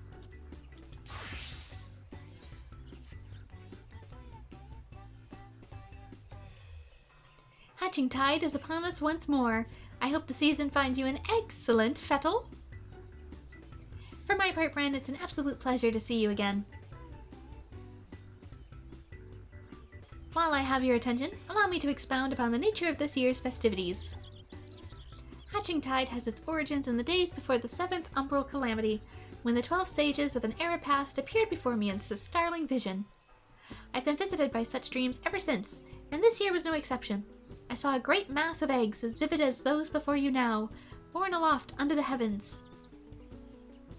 Making dreams manifest has never failed to lend wonder to the hatching tide before, so needless to say, I intend to bring my latest vision to life. Speaking of which, the eggs I commissioned ought to arrive at any moment now. I don't know, an egg suspended in heaven?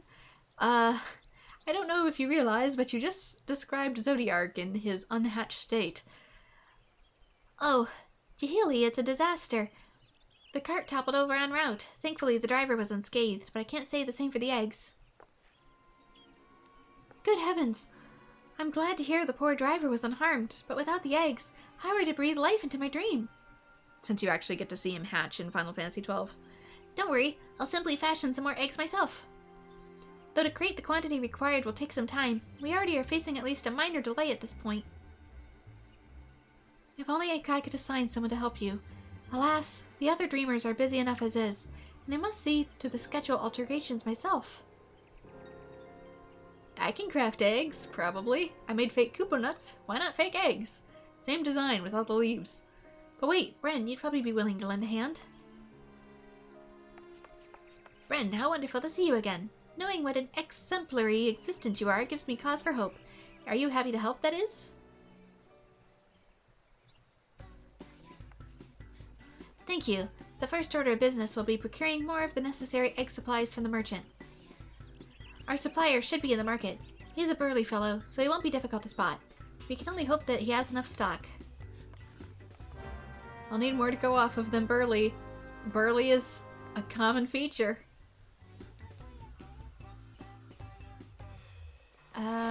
The ring looks uncomfortable. You mean that? I feel like it would get in the way a lot, yeah. Though I have seen people with wedding rings like that.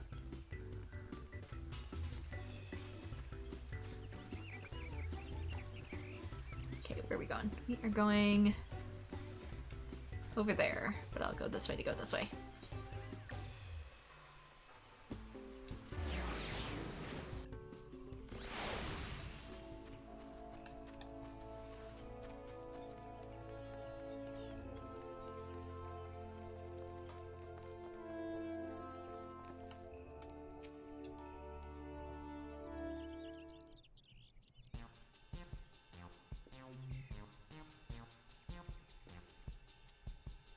Ah, you're that dreamer who was here before, ain't you?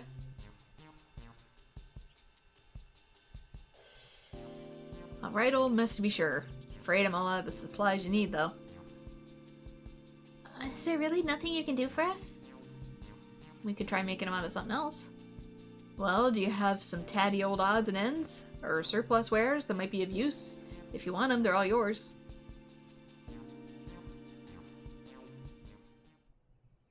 Depends. We can make fake eggs out of all kinds of stuff.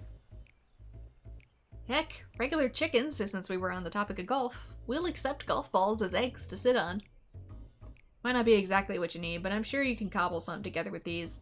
The storage fees were eating into my profits. I mean, I'd rather see them put to good use. Ah, good old end of tax season. Hope you filed in time. Reminder to do so if you haven't. When I ordered the initial batch of supplies, I remember thinking what a kind fellow he was. He certainly proved me right. Any road, we better take stock of what he's given us. Let's see. The leather looks durable. We have some metal springs and rings that could use for a mechanism of some sort, and these lengths of timber could be cut down to a more portable size. I think these herbs and resins are used to concoct water-repellent alchemical solutions. Never tried it myself, but there's a first time for everything. Besides that, there's plenty of bits and bobs. We should have no trouble when it comes to decoration.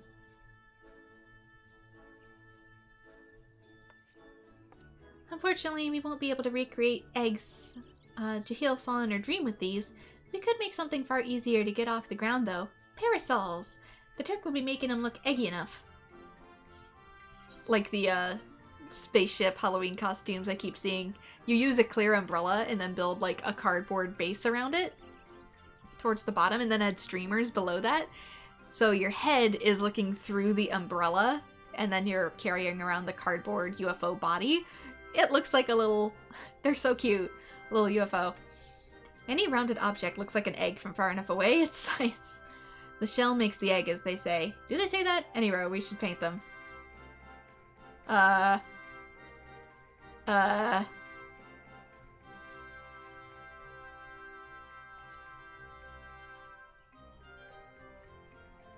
mean, it's just an orb. You're right, with some festive patterns on the outer canopy and a convincingly eggy structure, the parasols might just make for a worthy replacement. Parasols are a sight more fiddly than your standard egg, though. With just the two of us, production will take far too long. So we need to enlist further help, just as I did with you. Fortunately, the guild artisan should be less likely to balk at the request for parasol parts than a rush order for a myriad of eggs, particularly if we supply the materials. You never got why Easter was with bunny or eggs? Me neither. I don't go here, so it makes even less sense to me. I just kind of roll with it. Let us first pay a visit to the Leatherworkers Guild. I'm sure they'll be able to transform our leather into something that fits a canopy. Maybe it's because of all the baby things in spring? And so they just sort of fuse the two concepts together? That's my guess, anyway.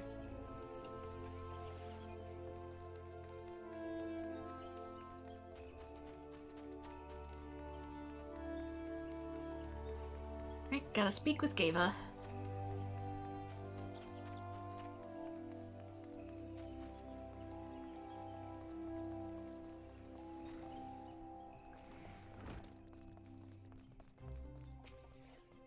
I mean, Christmas is a fusion of a bunch of other holidays, the way Americans celebrate it, so why not? If it isn't Bren, you must be the adventurer assistant Nanota spoke of. She was just informing me of your plight.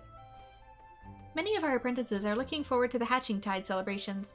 You shall have the guild's aid, although I'm afraid we lack some of the resources needed to work with your leather into a parasol canopy. The material is water resistant to a degree, but nevertheless porous. Untreated, it will degrade over time and begin to rot, but our stock of coating is perilously low at the moment, but that's something we have. If it's water repellent you're after, say no more. We just happen to have the necessary ingredients, so I can take into preparation.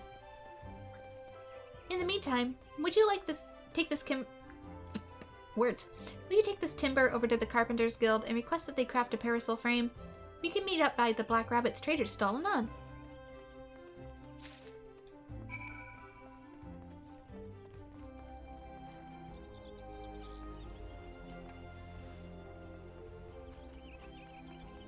Alright, back to beaten. Egg beaten. Haha.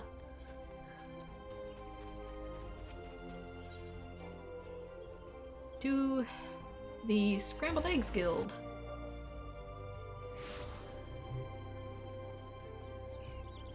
Which is over there.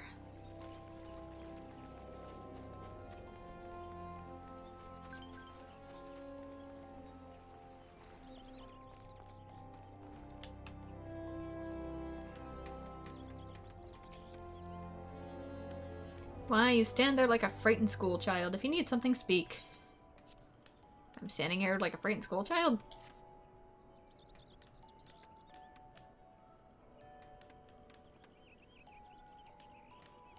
Parasol frames. A task not beyond your own skill, no doubt. Would the immediance of the holiday not force you to compromise their quality? You could have done well to seek aid, Brendan. You shall have it.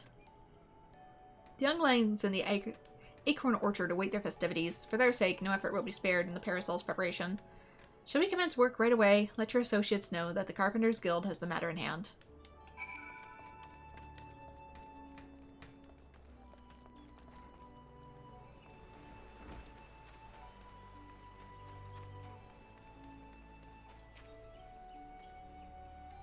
I trust everything went well at the Carpenters Guild. I've just placed an order for the alchemical solution and a few other things besides. The next step will be to piece all the parts together in a prototype parasol. I'll bring the prototype over to Tahili once I finish, so you can go ahead and wait with her.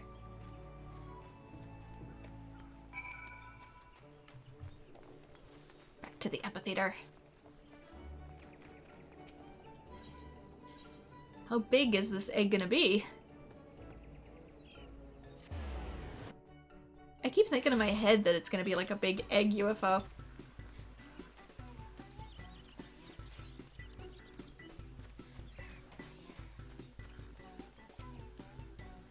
And even then, Zodiark's hatching, it was actually inspired by how Zeus hatched. Reminder, Zeus hatched from an egg in Greek mythology.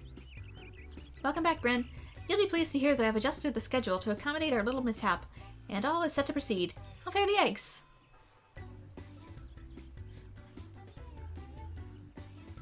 In order to get it to fit, do we stick Ramu in one? Substituting parasols for eggs. What a wonderful idea. I can hardly wait to see what Nanada cooks up for the prototype, though wait we must.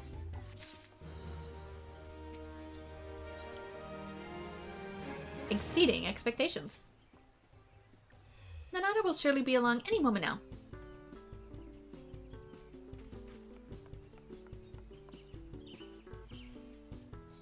Sorry to keep you both waiting. Allow me to present you with the very first Archon Egg Parasol.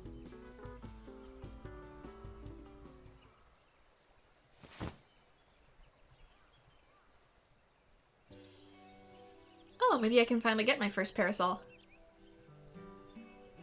It has a chocobo on top. What a fine example of ingenuity. It's magnificent. I'm so glad you approve. With your blessing, I'll begin producing more to distribute.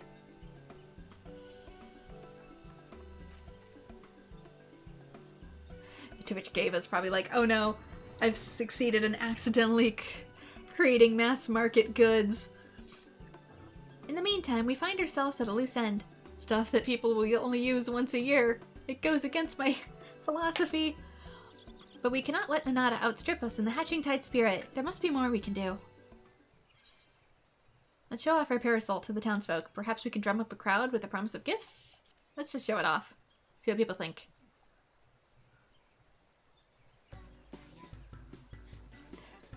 A UFO for extraterrestrial. I mean, it'd work, wouldn't it? But of course, we ought to promote our newest addition to the festivities. If we could tell even a few Gridanians that these gorgeous accoutrements will be available to those who celebrate with us, word will spread of its own accord. With that in mind, I shall keep mine unfurled and on display. You use yours adventure instincts to identify those most in need of egg-themed accessories.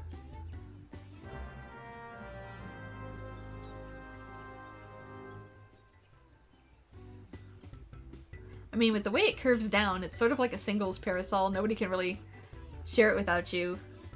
Share it with you, excuse me, similar to the ones that are more flat. Or it could be a couple's parasol because you have to stand really close. The market is always busy. Let's look for the potential celebrants there. It could go either way. Is now accompanying you. Keep her at your side in order to proceed with the quest objectives. You can leave Jill behind by entering a different area. Nah. While you're accompanied, you may encounter conversation points along the way with additional topics of discussion. Enter the glowing area and speak with your quest companions to initiate these bonus conversations.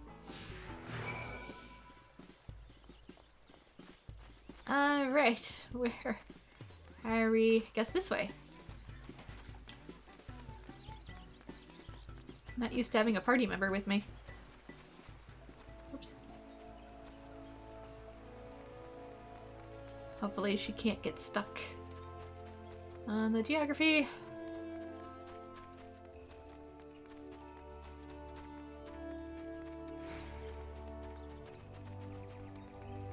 Here's one.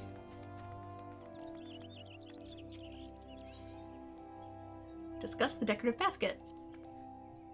We dreamers are responsible for all the decorations you see throughout the city. Take that basket over there, for instance. I came up with the idea, and Anata worked her magic to create the final product. When I think back to the very first Hatching Tide, it's a marvel just how popular the occasion has become. I have so many people to thank for their efforts, you included. Ooh, nope, not that. I thought it was another topic of conversation. I say, you must tell me where I might acquire this resplendent parasol, like unto your own. At our Hatching Tide event, of course. How about it? Will you join us at the amphitheater? I'd be delighted. As a true connoisseur of eggs, both decorative and edible, I attend annually in hopes of glimpsing Ovid perfection, and this parasol surpasses my every imagining. Such elegance, such egginess. Never understood how to use an umbrella. Mostly you just stand under it. Ones like these that are more egg-shaped are easier if you struggle to, like, hold it within the wind. Just because it covers more of you. Especially if it's clear, you can look through it.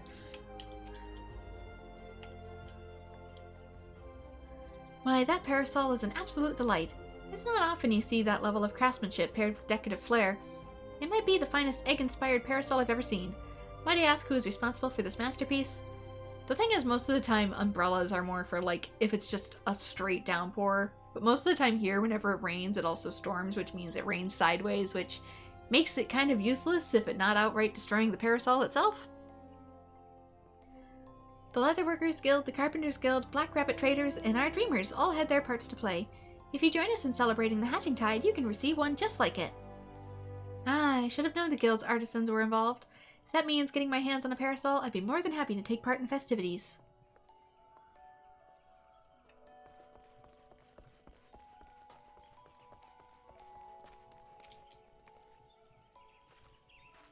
Heaven above, is that a parasol fashioned after an Archon egg? Exquisite, isn't it?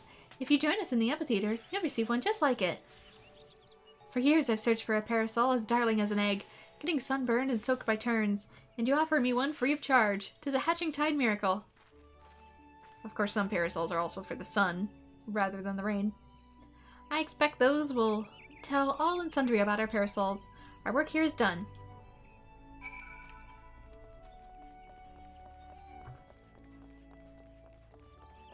Of course, how to use those is simple. It just keeps yourself in the shade.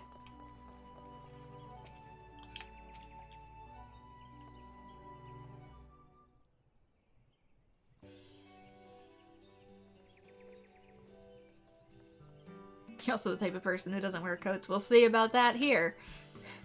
Try -40 Celsius. You'll want a coat. Well, that went rather swimmingly. You clearly have an eye for egg connoisseurs. I should go and see how the attendees are gathered at the amphitheater. Feel free to join us when you have a moment.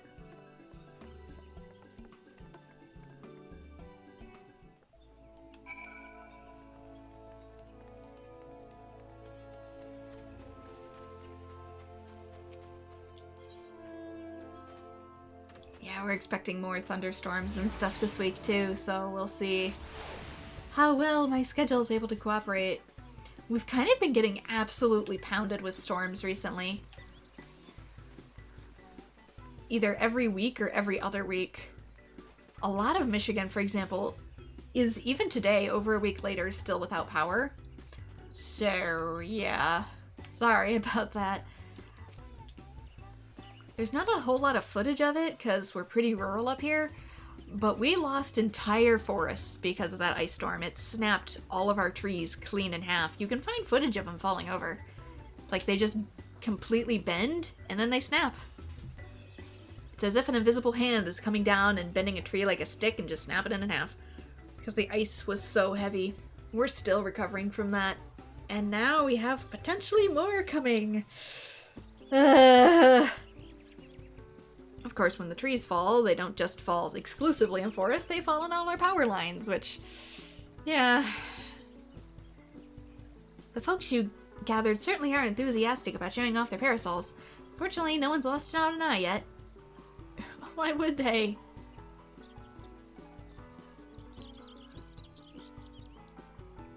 Look, Bren, isn't the sight of the parasols simply marvelous? Truly, they are everywhere.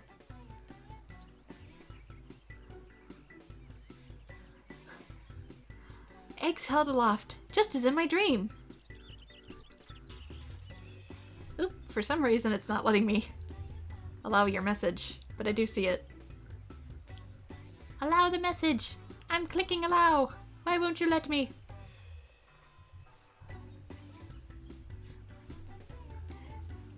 Eggs held aloft, just like in my dream. Hooray, we did it, Jihili. We certainly did. Shall we officially declare the hatching tide a success? Hold that thought. You've yet to see the half of it.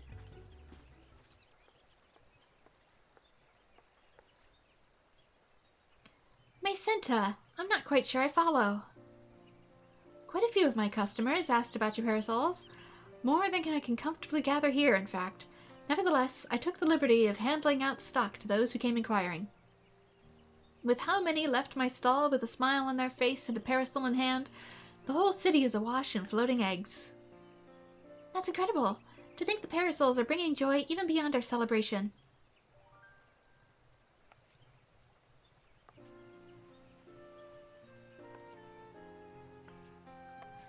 Wait, Jihili. They're one and the same, aren't they? The celebration is spread across the city, borne by a great mass of floating eggs. You're right. I was intent on gathering people here, but the eggs in my dream were far too numerous to contain in one place. They're always meant to be seen far and wide. That our original plan has met with misfortune was a blessing in disguise, for we've touched the hearts of more people than I dared imagine. There's no doubt in my mind, this will go down as a hatching tide to remember. Black Rabbit traders shall continue distributing parasols to those who ask. They may be free of charge, but they're drawing business in spades. Minota told me how to assemble them, so I can prepare as many as necessary.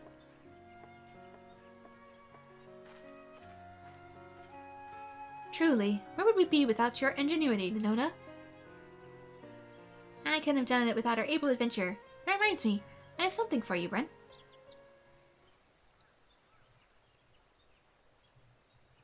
Is it the parasol? That's the very second parasol I ever made. After Jihili's, of course. I thought it fitting that you receive it. With eggs aloft across the city, all that's left is to enjoy the festivities. Your work may have finished, but Hatching Tide most certainly hasn't. And there we go, we get a parasol. I wonder if we can dye it. Fashion accessories. You've gained access to a fashion accessory. To use it, first select fashion accessories under character from the main menu. The actions to equip accessories can be used directly from this menu or registered to your hotbar. Ah, new command, I see. After equipping fashion accessories, they can be removed by pressing the action again, or by selecting put away from the hotbar. Though who'd want to stop flaunting such stylish accoutrements? Fashion accessories may be equipped and removed as many times as you wish. Okay, so there's a new section under character for them. Is it... Nope, that's facewear. Class and job, nope. I think it'd be under more like in here. Character display mode, draw sheath weapon. Manually adjust visor.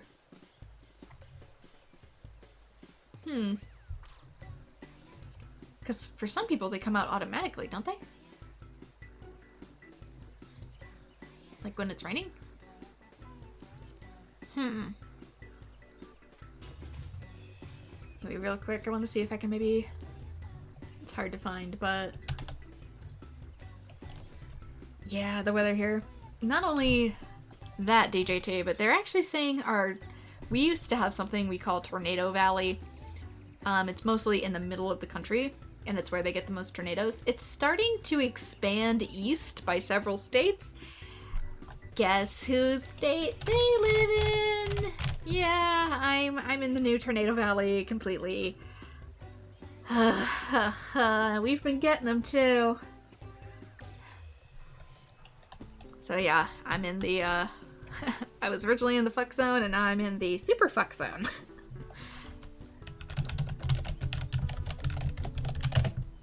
Let's see if I can Yeah, there's some of the aftermath damage. I want to see if I can find one where they're showing it snapping. A lot of it happened at night. So...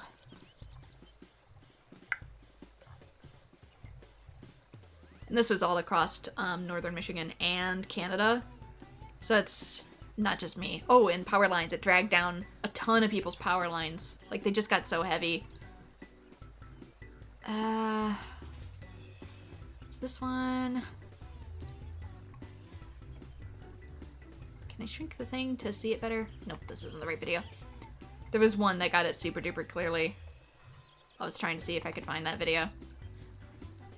So you guys could actually see what I'm talking about and go, holy crap, along with me.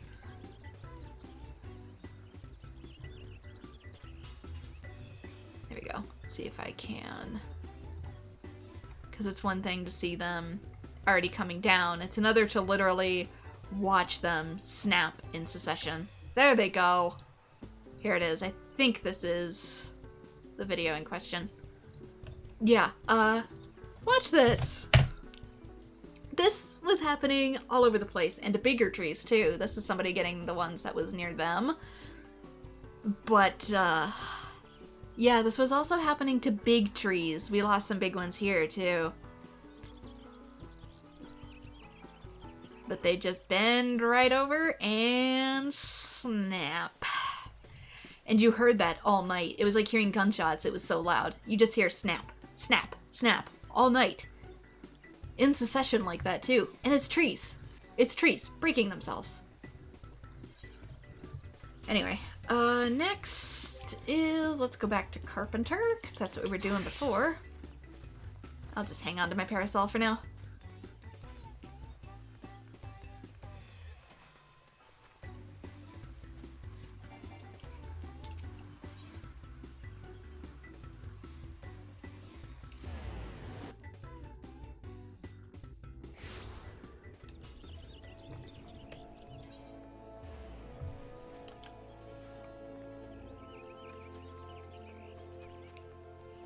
Head to Beaton. See what new tasks he has for us.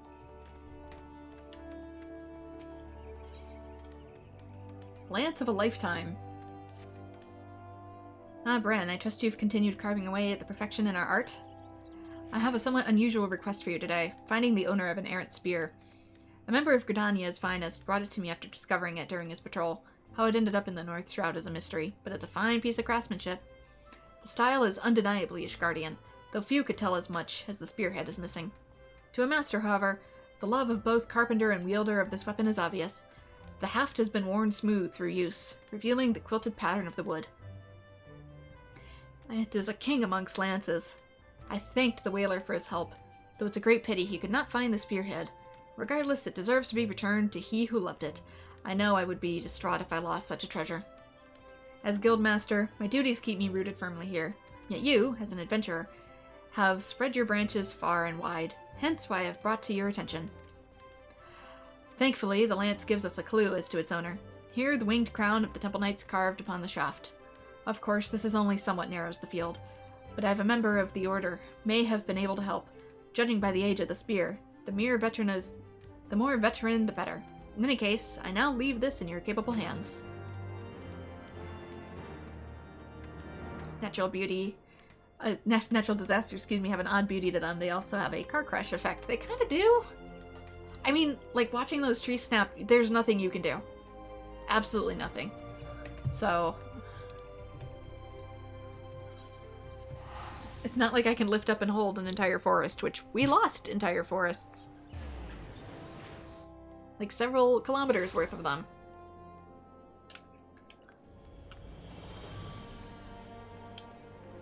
Some there are entire sections where not a single tree remains fully intact.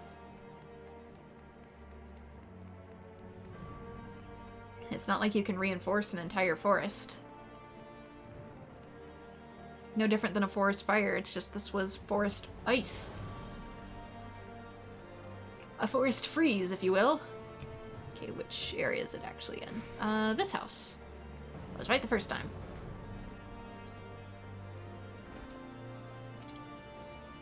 They're snapping because they're coated in about 2 inches of thick ice, and that ice is so heavy it drags them completely down. It doesn't look like it's super snowy, but that's because it's all solidified ice. If you got really, really close to one and you looked at it, it looked like it had a candy coating to it. Like a really, really thick one. So, let's see. Let's do some math. Just a cm. So imagine going up to everything, and it has just 5 inches completely coating it on all sides of ice. Just a whole 5 centimeter coating, as if it was made out of glass. That's what's happening in that footage. I've been with the Temple Knights for more years than I care to remember. Outlived more than a few whelps, too. So, I'm gonna help you. I have this spear. 7 hills take me. Haven't seen a lance like this since I was a squire. The owner's likely to be as old as me. Or dead. Who was that one bloke? Some fool joined the order around when I did, only to get himself killed by a beastskin. Reason I remember him is because we found everything but his lance. Had a son, too. Craven lad, by the name of Bartholomew. Known to hang about the broom. Take the lance to him if you'd like. But if I'm right about it, I'm glad it's broken. Any lance that couldn't fend off a few beasts has no place with the Temple Knights.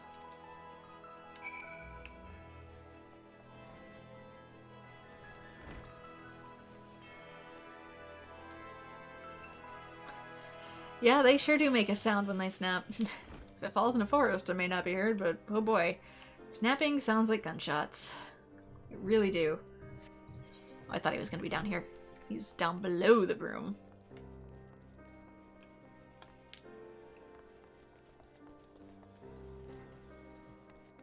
Although they are pretty loud when they fall nearby, that is for dang sure. Whole ground shakes. Aye, Bartholomew is the name. What business does an adventurer like yourself have with a lowly soldier like me? But yeah, that's just one video that went viral. A whole bunch of people posted other ones too. This is my father's spear. Did you say it was in the Black Shroud? I was just a boy the last I saw this. 'Twas the day my father rode off to battle. The Horridist rode his steed. A fine man of the Temple Knights. Last time I saw him alive, too. We got his body back, and by, mangled though it was, to the 7 hells. Killed by measly beastkin of all things. Damn milksop. That's the way of Ishgard, adventurer. A man killed by dragons is a hero, and a man killed by beasts, well, let's just say I have my father to thank for the pox on my house. As I see it, my honor is mine to reclaim. I'll show the Temple Knights I'm worthy of their ranks with the only proof they'll accept, a Dervanian's corpse. But I'll not fight with the spear. That means, too, by fixing the issue with the dragons, we lost his chance to redeem himself. I've no desire to be mauled to death like my father. The bow is my weapon now, or it would be if I had a proper one to hunt dragons. You say you're one with the Carpenter's Guild, didn't you? Could you do it for me? Fashion me a proper composite bow, I mean? 'Tis a sudden request, I know, but... Philophalius. One moment, son, I'm busy. But why don't you say hello to the adventurer?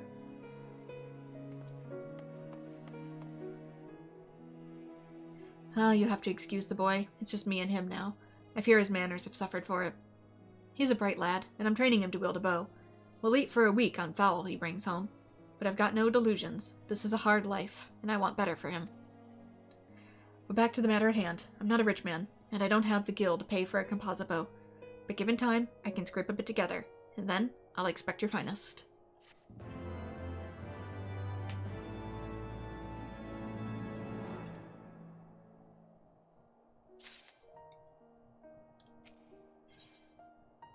Okay.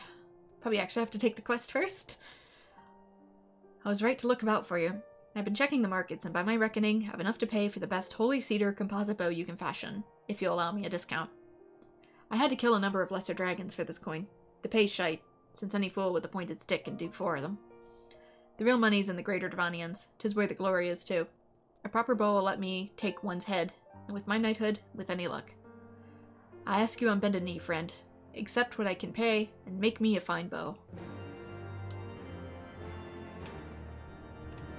I mean, I can try for it, but you don't have to practically propose.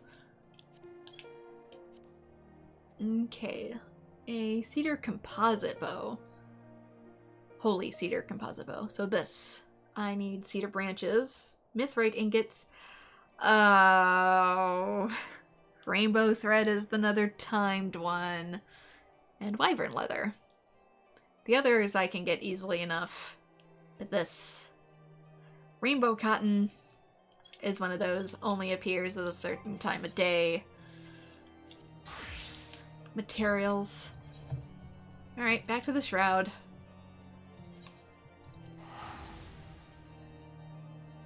So 'twill be farming things in my off time.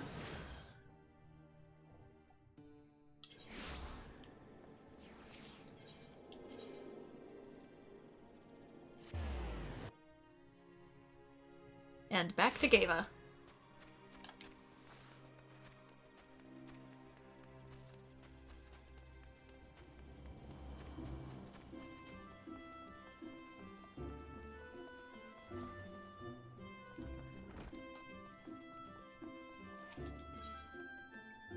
Turn down service. I'm brand good. Something has come up recently that's not happened in a long time. An order has come from Ishgard. Yeah, we opened a treaty with them.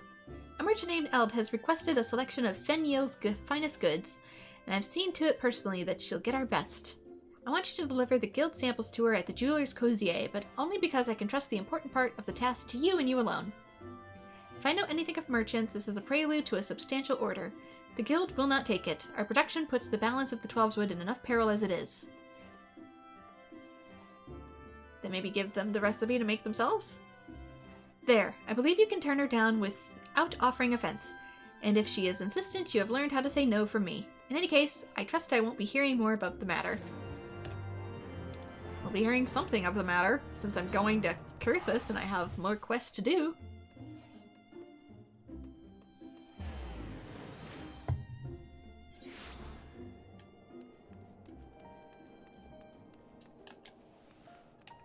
Actually, I need to go up here. I keep forgetting this is a two-part area. Here.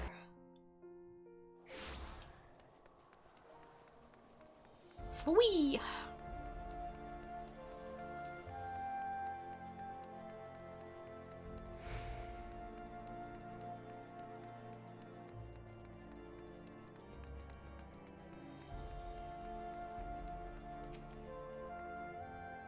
Welcome, welcome to Ilda's House of Excellence.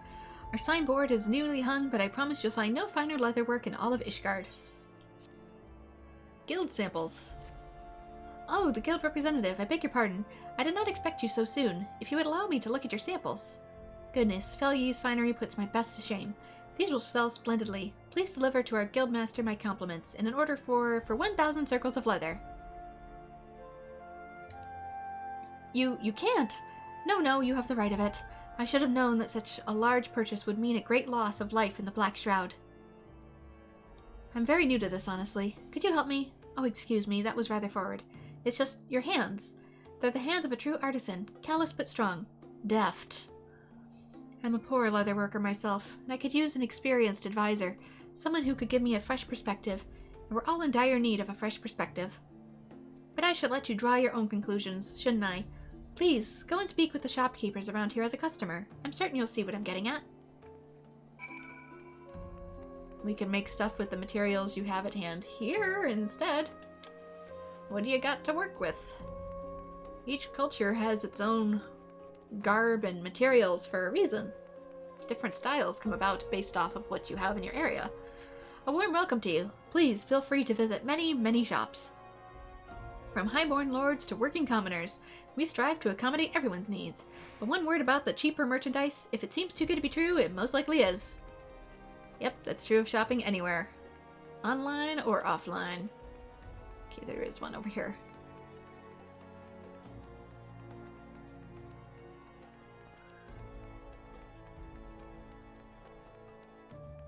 Always gotta find that balance. What house do you serve? Oh, I see. Shopping for yourself, eh? Well, my wares are most reasonably priced. In fact, I take great pride in delivering the cheapest goods to the lowborn. I will not be undersold. So I've been warned of you.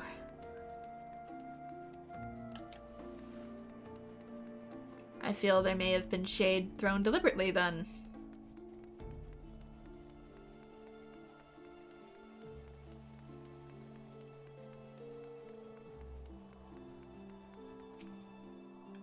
Bloody merchants. They're why we can't have nice things. Damn scalpers. If you must go shopping, kindly do so in the broom, sir. Rude. What? Must I repeat myself again? I don't have anything to sell to the likes of you, do you understand? You do not have the guild to buy what I have to offer. I've wasted so much time explaining myself. I have an appointment with the Count de Duriander. Good day. All I wanted was to give my daughter a nice dress for her name day. I've even got the bloody gill. Why can't the poor get nothing nice, even if we got the coin to buy? 'Cause it's less about the value of the product and more about them maintaining their sense of status. Because, in a short, because they suck.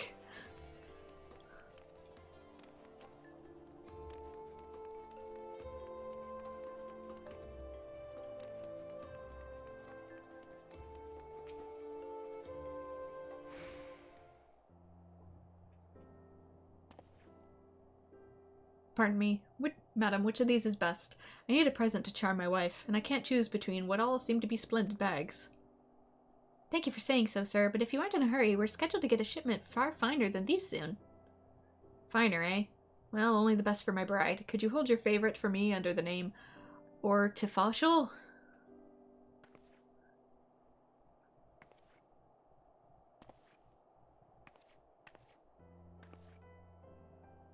Ah, how did you find the shopkeepers? Something in their attitude struck you as amiss, yes?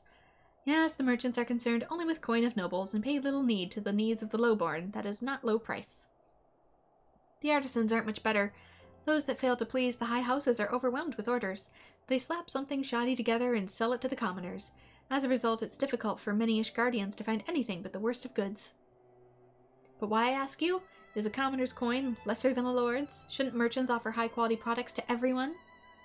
I believe we should. We all deserve well-made goods that are within our budgets, so open the shop for all of Ishgard, from the hopline to the broom. Honestly, we need a bit more of that here, too. So much stuff anymore, if it's affordable, it falls apart, like, almost immediately.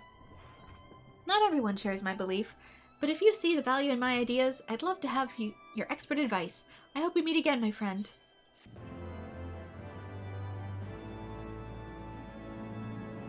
Next leatherworker quest will be available from Eld upon reaching level 53. Of which I am now 56. Let me guess, this is also going to need rainbow materials. Rainbow yarn. Ah, my friend, before we begin, could you take this missive to Mistress Elise?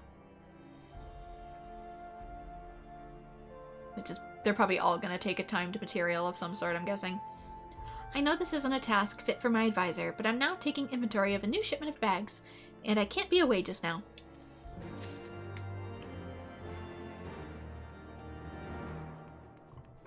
And they are just up the road.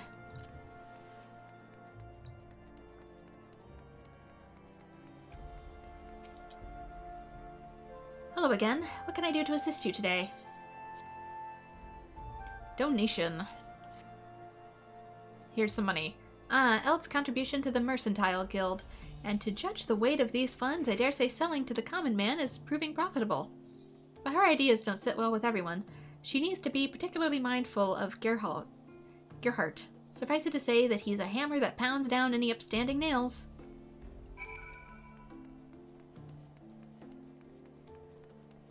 Well, I have several of those too. Pick your flavor. Blacksmith, goldsmith, armor. I've seen those new Pictomancer classes have a hammer that comes out on occasion. Thank you so much, friend.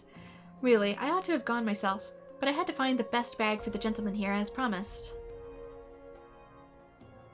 I'm to blame for this little debacle? Pardon me, I arrived earlier than planned. I couldn't keep my wife waiting for her present, you see. And excuse me again, I seem to have interrupted you, adventurer. Oh, well, I appreciate Mistress Elise's concern, but I don't really care. The time has come to breathe new life into the cruiser, and if Gerhardt doesn't like it, too bad. So, can I count on you to help me as advisor? Wonderful. With an adept of the Leatherworkers Guild at my side, nothing can stop me. Bren, can I call you Bren? What else would you call me? Thank you for helping. The Leatherworkers Guild. You know, I've always wanted to ask. Are Ghanaian boots really as good as everyone says? Girthus has been growing colder since the calamity. Finding warm footwear is hard, and anything cheap is likely to set your head over your arse. That's been my tender experience, at least. Yes, commoners do urgently need proper footwear. I had a plan to use wyvern leather, but my craftsmen don't know how to work it. But Bren, couldn't you fashion a pair of sturdy work boots? My own craftsmen could use it as a pattern of sorts and begin production on their own.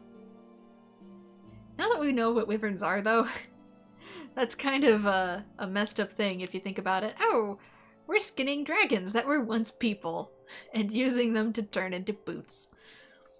Wyvern skin work boots. After my last tumble, I could use a pair myself. I'll await your creation, friend.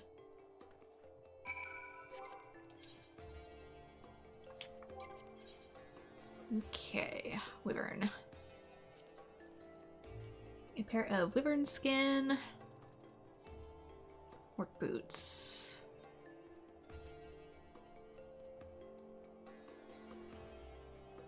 Yeah, they are work boots.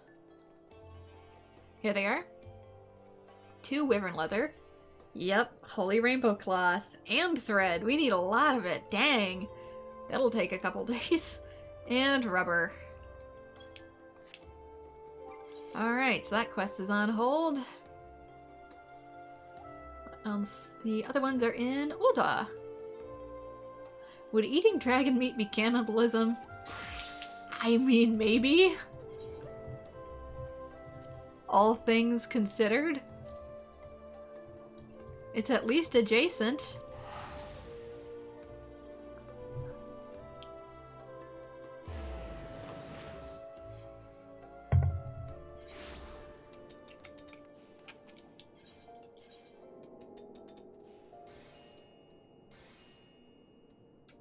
Okay, need to go. Here we go.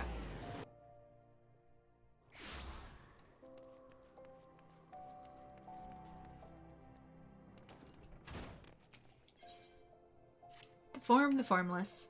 Bren, just the one I was hoping to see. And I'm not saying that just to be nice. Mind you, I do pride myself on being nice. You recruit more apprentices with honey than vinegar, after all. But where was I? Of course, there's a certain someone I'd like to introduce you to. A special someone at that. His name is Marcel, and he's in charge of handling commissions from some of S-Time's most prestigious clients. We're talking the elite of the elite here.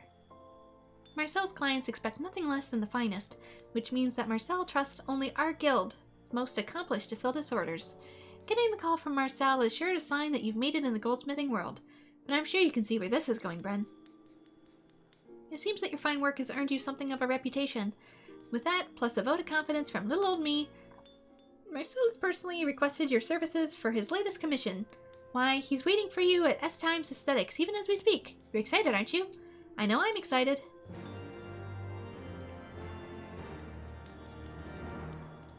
And he is where? Just to the left.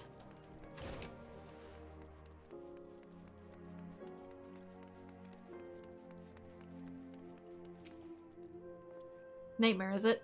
A Marcel of S-Times. Charmed, I'm sure. Doubtless you've already heard from Mistress Serendipity, and in far too many words. I will be brief. A most important client of mine has commissioned a work of supreme significance, and you'll have the privilege of contributing to its creation. Note that I say contribute. I ask you not to take full responsibility, a task which would doubtless prove beyond you at this stage of your career. Yes, you need not fear. I'll be here to guide you in every step of the process, to help you grow from a mere craftsman to a creator of genius, as it were.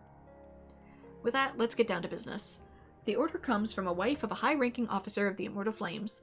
The anniversary of their bonding draws near, and this most refined madam would gift her beloved spouse with a memento of a singular beauty and meaning. As the lady tells it, her husband is a hardened warrior who, despite his lofty rank, rarely leaves the front lines, where he tirelessly leads his men against the Amalja. Their anniversary day will mark a brief but welcome respite from the battlefield, his first in moons.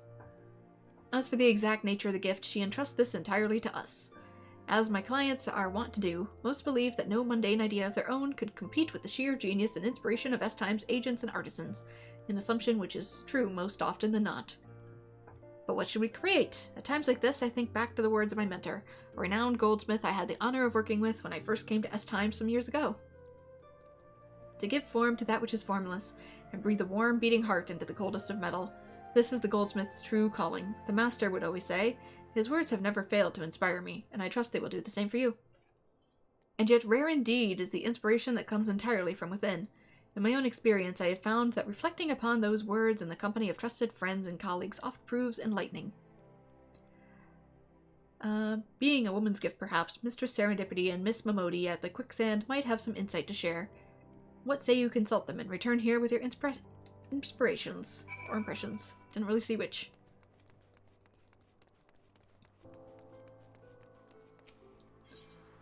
Right, to the Adventurers Guild, which is where Momodi is.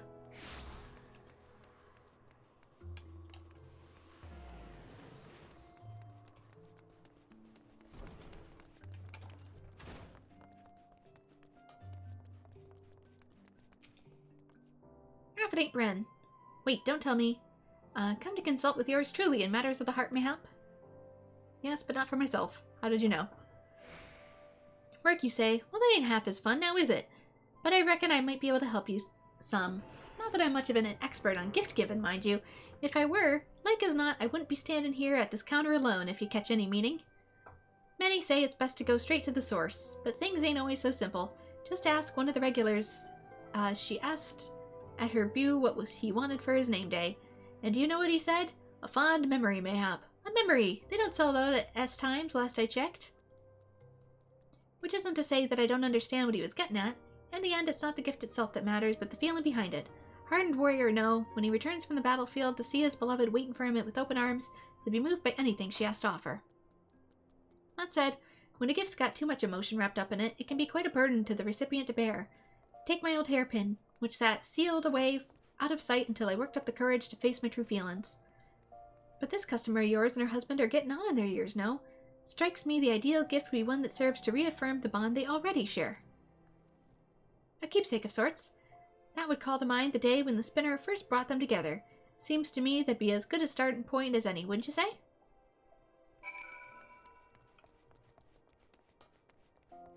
But I know nothing of their original bonding. Okay, now I can go back to Serendipity.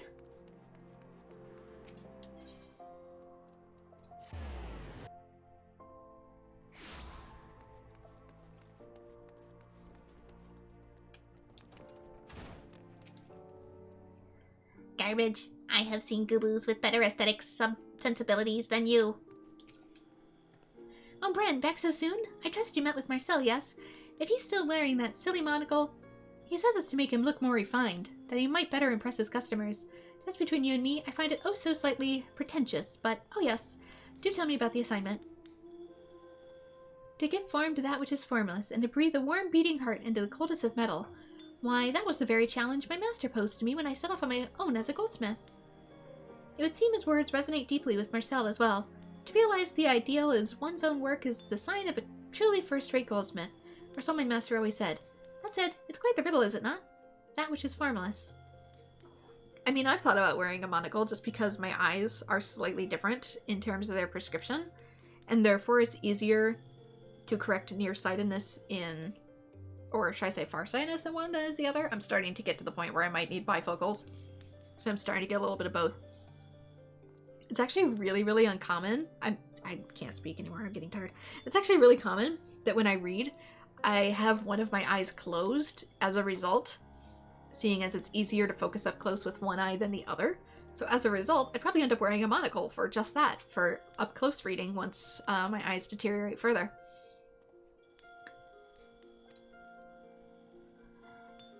Riddle, schmiddle, colors, scents, songs. Why, I could name 1,000 formless things in the time it would take for you to get your hammer out of your... You can stop right there, Gigi. That said, there's at least a smidgen of truth in what he says. There's all sorts of formless things that could be given form, which means there's no single right answer. Form to the formless. It's up to you to find an answer to this riddle that will use your talents to the fullest and please your customer to boot.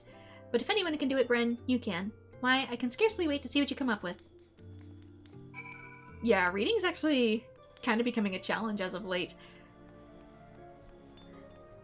Simply, because I can only see approximately 5 inches in front of my face before words get blurry, so I have to hold the device or the book really, really close to my face. But at the same time, since I'm so nearsighted, if I wear my regular glasses while reading, it has a weird fisheye effect, unless the words are really, really far away and rather big on a computer screen. So, yeah, something physical like a book is becoming more and more of a challenge, and I'll probably need lenses to help correct that in the future. So something really easy, like a monocle that you can just, like, hold up physically and take in and out of a pocket would kind of help while I'm at work. I'd have glasses if I was planning to sit there for a long time, but... To give form to that which is formless, and breathe a warm, beating heart into the coldest of metal. Well, Nightmare, I trust you have those words due to the, due thought since we last spoke. The hard part with lenses is that with bifocals, it doesn't correct both fields of vision at once. It has various points that you look through to correct each. So if you want to see far away, you look through the top of the lens. And if you want to look up close, you look through the bottom, I think. Or maybe it's reversed. There's a reason why people with bifocals always like adjust their glasses and look through a very particular part of them when they're reading something. It's because their glasses are literally half and half. They do have progressive bifocals now, which has a whole bunch of layers, but I feel like my brain wouldn't really compensate those well. I'd like to give them a try before I actually order a really expensive pair. Your grandfather has a magnifying glass to help him read? I'll probably need that in the future too. Sort of like those old Game Boy lights. They used to come with a magnifier for the tiny Game Boy screen. So you've spoken with Mistress Serendipity and Miss Momodi? Excellent. I would have your thoughts on, but that can wait. Our client honors us with their presence.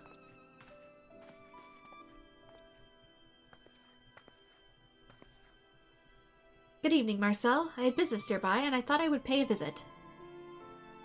Milady, as ever, you honor us with your presence and grace with your beauty, and you could not have picked a better time. Allow me to introduce Master Nightmare, the goldsmith who will be assisting me in the crafting of the masterpiece to be that you have ordered. To give form to that which is formless, and breathe a warm, beating heart into the coldest of metal, such is the ideal we at S-Time strive to achieve with our work. A color, a scent, a melody, all lacking in form, but indelibly tied to memories. The artistic process continues to unfold as we speak, but you have my word that the finished product will be fit for one of your surpassing aesthetic sensitivities. And I'm pleased indeed to hear it. But if you're trying to win my favor with those flowery words, Marcel, I fear I'm already spoken for. But speaking of memories and melodies, my husband and I have always shared a love for the ballads of the songstress of Ul'dah.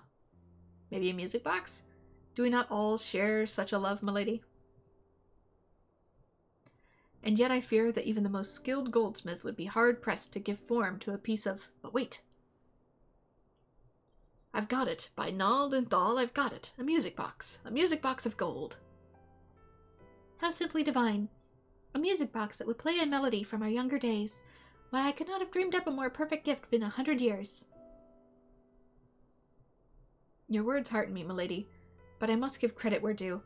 It is a stroke of inspiration that would not have come to me without the assistance of Master Nightmare here.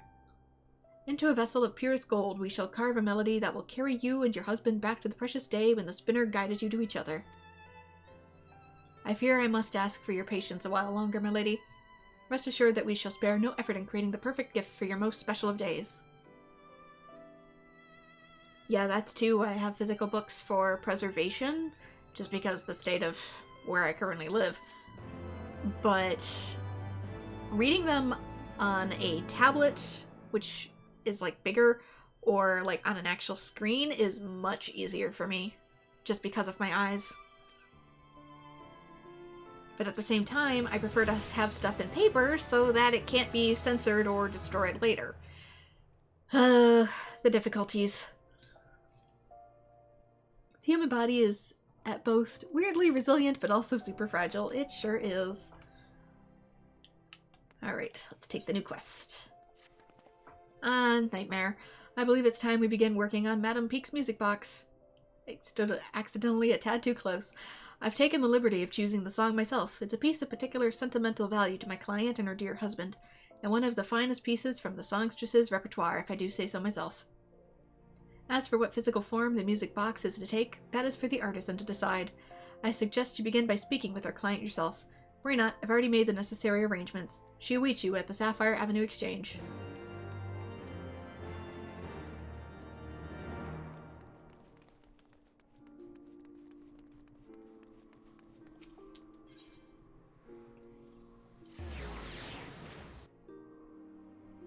Yeah, that's part of the thing I was trying to do too with leveling these up. I wanted high enough crafting ability to make one of the music pieces since I have all the other materials for it, and it's like, you're not high enough level on your gear to craft this thing, even though it should be available in Heavensward, and you're wearing probably the best Heavensward gear for crafting. We're gonna make you require... I mean, for a Realm Reborn, excuse me, the highest of Realm Reborn gear, we're gonna make you require Heavensward gear. And so here we are. You're the goldsmith who will be crafting my music box, yes? Marcel has told me about you. My expectations are high, but I trust you would not have chosen for the task were you not capable of meeting them. Yes, I can scarcely wait to see what manner of extravagant masterpiece you will create for me. It will be a masterpiece, yes, a work of delicate, refined elegance, but sturdy enough to stand up to the daily use and still last like an heirloom for eras to come. Well, it's gold, it doesn't degrade super quickly. It'll be inlaid with a great gemstone of perfect cut and clarity, yes? Oh, but of course it will. Marcel knows I will settle for nothing less. But what sort of gemstone would suffice? I have always liked rubies. Oh, but sapphires are so beautiful as well. I think there are sapphires that come in red, aren't there? Perhaps both, if that wouldn't be too ostentatious. Heavens, if I'm starting to confuse myself. Oh, but look at the time. I'm afraid I must be off. Do give my regards to Marcel.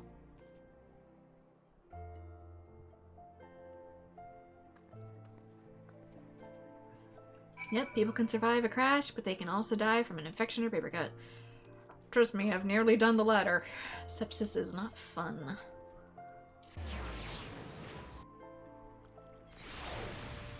Not from a paper cut, but just from existing wrong.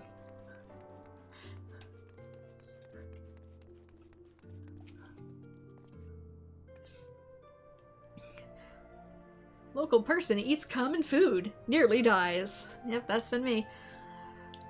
A music box of the purest gold, adorned with the greatest ruby and sapphire, sturdy enough to be played each day and yet still last as an heirloom to be passed down through generations. Why, that's so exceptionally inspired, it's a wonder that I was the one who thought of it. As the music box itself will be quite large, we will require stones of impressive size to match. There'll be no small task to see that all elements, gold and gemstone alike, are balanced, complementing each other and achieving perfect harmony. Before commencing work on our client's piece, you do well to hone your skills by crafting a piece requiring similar materials and techniques. Let's see. Why yes, a hard silver bangle of casting might just well suffice. Fashion me one that I might judge whether or not you are ready to proceed. Alright, hard silver bangle of casting.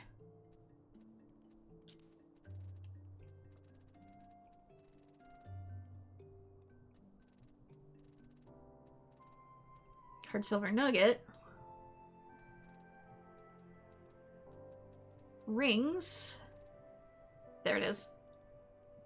Needing 2 hard silver nuggets, 2 star sapphires, 2 star rubies. I'm pretty sure I know where to get those. And a grade 1 intelligence dissolvent? Intelligence dissolvent. Does it make you stupid? Weaver.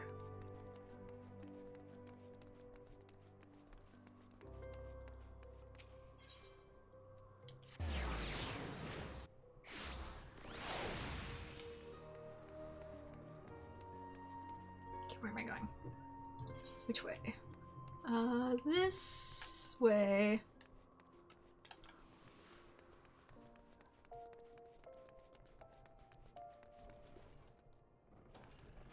Had a weird dream about a tape measure pulling out to its maximum length and then when it retracts being cut by it. Stuff used to retract at that speed. We used to have a vacuum that's cord retracted and man, that thing whipped back into its spot. Greetings, Bren. I trust you haven't let your needlework lapse since we last spoke. I'm busy as ever, of course. Those orders came and go and come. Sometimes I miss when I could wander abroad to study fashion. But that time is long past. The burden of being a guildmaster, I suppose. But you, my friend, are as free as a bird, aren't you? I wonder if I might travel vicariously through you, Bren. I'd love nothing more than to learn what the seamstress has dreamed up during the Holy Sea's isolation. Yes, you could work there as a proper weaver, learning the tastes of lords and ladies alike. If you serve a noble house, all the better. I suppose that does raise the question of which noble house, of course. I have no connections with the Holy See, I'm afraid, and my knowledge of Ishgard is limited. Well, save for House Hollyentar. Their sigil is a red rose upon a black field of black. A rose is a rose is a rose, as they say. And if one of their guardsmen has any wit, then you may well land a commission. Failing that, I will leave you to your own devices. Good luck.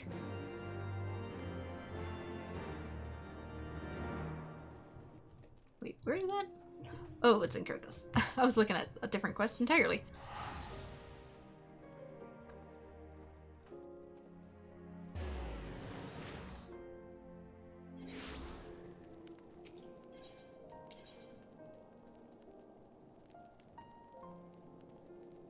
The middle one. I'm trying to get...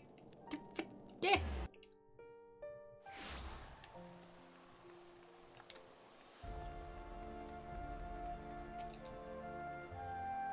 Have work for a weaver? No, I'm afraid we've not got the guild for such now. But the way I hear it, House Duriender's rolling in the coin. Make your pitch to one of their guards. Mayhap they'll throw some custom your way. Oh, I see. We're looking for potentially anyone who will commission me out here. Everybody's flat broke from the war.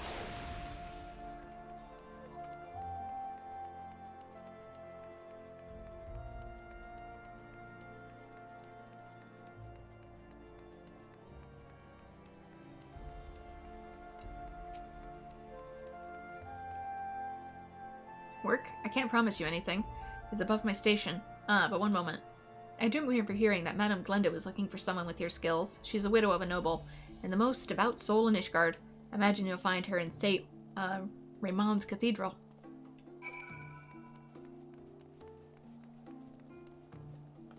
Oops. Can't chocobo my way there anyways. Because of your dream, you always felt uneasy around tape measures? I mean, they're not too sharp to worry about. If you really need one, though, you could use, lengths of measuring tape that don't retract. So something like what they use to measure clothes. I have some.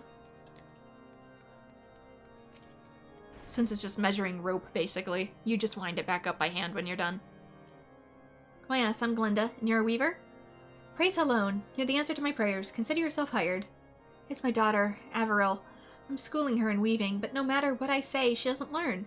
I've spent moons working with the child to no avail. I've had nowhere to turn to but the Fury, and I begged her for a proper tutor. Now you're here. Please go to my daughter. I've told you time and again to stay at home, but she's a most willful child. You'll likely find her idling out near the Ark of the Venerable.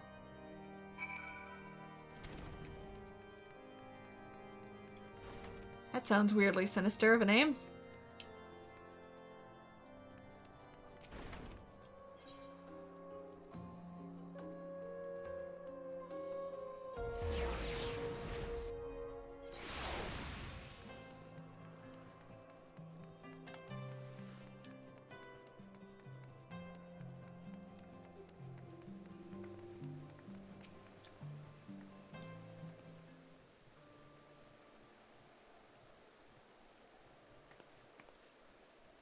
Yes, I'm Averil. Did Mother hire you? A pleasure to meet you then.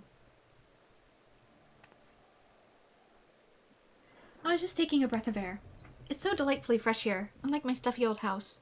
Honestly, I can't stand being stuck indoors. It's always been just me and Mother. She lost Father to the war, and took comfort in religion. Yeah, unfortunately that didn't work out so well in my case. Hopefully it goes better for you. But now she's only ever at the cathedral praying, or at home telling me how to talk, how to dress, how to act. Ah, I relate! I wanted to be a chirurgeon to the knighthood. I even gotten quite good at conjury. But would Mother allow it? No, it wasn't maidenly enough. Instead, she saddled me with the insufferable weaving. No offense. Nope, I get it. I totally do. Yes, I know she's worried about losing me, and I ask you, what harm is there in me leaving the house? She's trying to keep me trapped in her little bloody cage for all my life. Was she right there the whole time?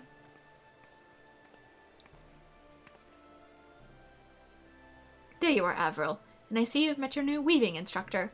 Order anything you wish, my girl. Their work can be something you aspire to. But remember, practice makes perfect. So practice. And I've told you 1,000 times that a maid of your birth shouldn't hang above places like this. You belong at home, alongside your loom and rosary. Is that clear? Yes, Mother. What am I to do? I can't say no to her. She's sacrificed too much, raising me by herself. But I can't live like this forever. Just because she raised you doesn't necessarily mean she literally owns you. So I'm forced to lie. My needlework isn't so bad in reality, but if she knew that... I have no intention of studying under you, kind as you seem to be. I simply have no need to. Well, you could say you study under me for the weaving and I teach you something else that you actually want to learn. But since Mother already has you as on as a retainer, I suppose I could do with some new clothes. And my skills aren't equal to yours, so when I find an article I can't make myself, I'll be in touch with my order. Until then.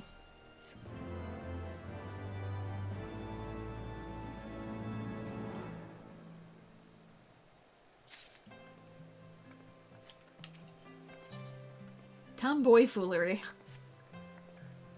Ah, excellent. I knew you were expecting me to have an order for you, but something else has come up. I wonder if you might keep my mother occupied for a spell. I have plans for having tea with my conjurer friends, and Mother won't let me go. She hasn't said anything, of course, but she's hidden my favorite dress. I know what that means. But I am going, and in that dress too. He'll be there, my first sweetheart, and I would just die if he sees me in anything else. I know this must seem to you, but my point is that I shall need time to search my house, and have no one else to turn to. Please keep my mother busy. She'll be where she always is, in the cathedral. Just ask her about religion or something. That'll keep her there for bells.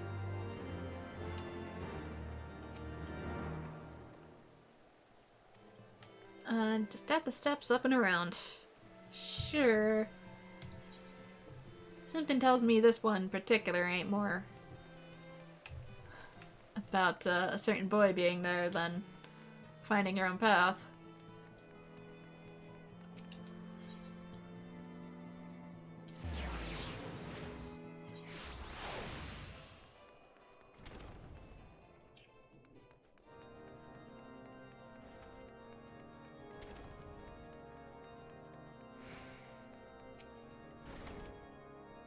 You haven't come to pray, have you?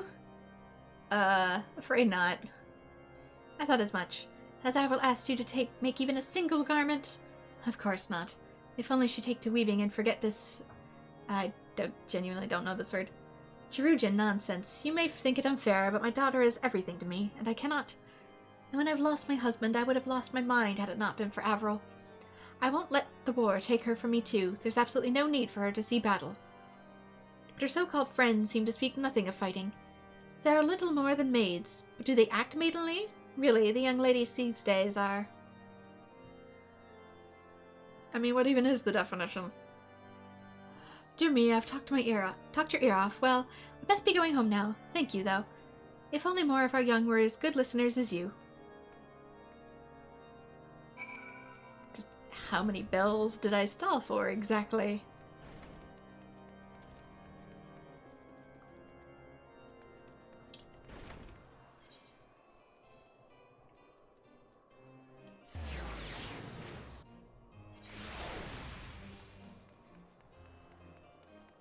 Or, you know, if you really disapprove of it, you could just make an outfit she dislikes.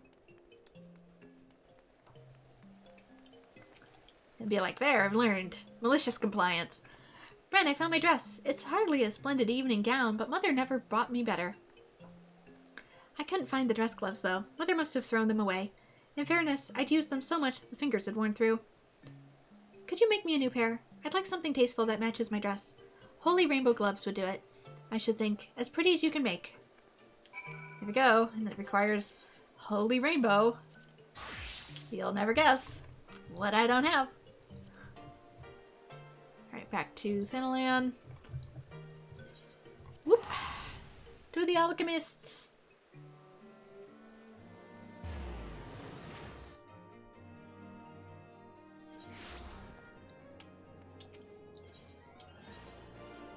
Okay.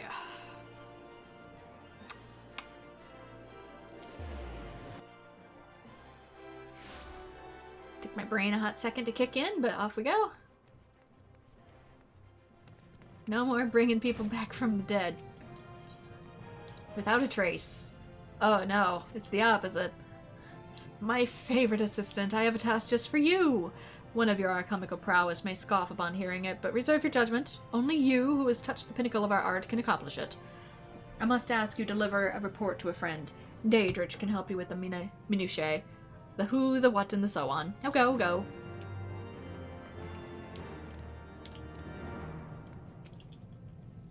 So we foisted it upon you, I see. Here's the certificate of appraisement for the Wilt Week.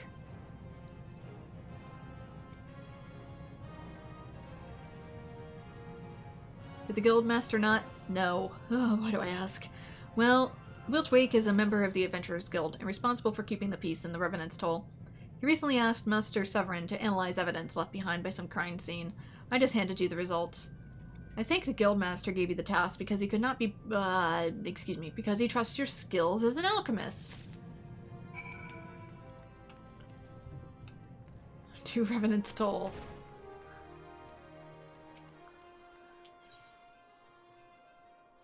Nope, no, there. I need the regular map, duh. Brain's starting to waffle. This will probably be the last quest for the day. Even if it's a little early. I probably gotta get started on dinner a little early, too. I have to unthaw that quiche. That takes a while.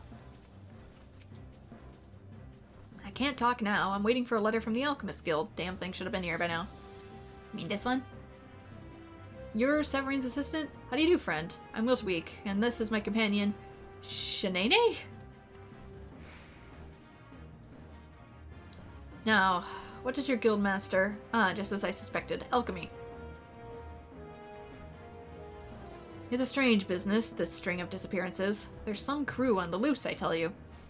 That's all we can say. They've stolen from sealed coffers and snatched men from locked rooms. But how? Why?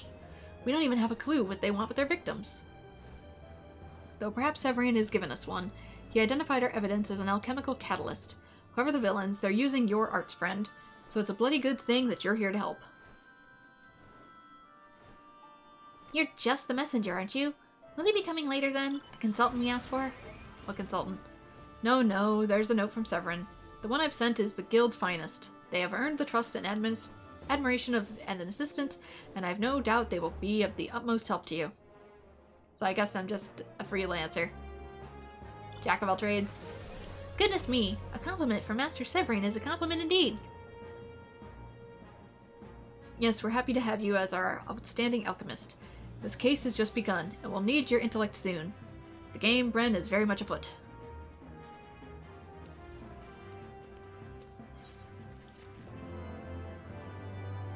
Yeah, I'm making the quiche, but I'm just gonna have rice tonight.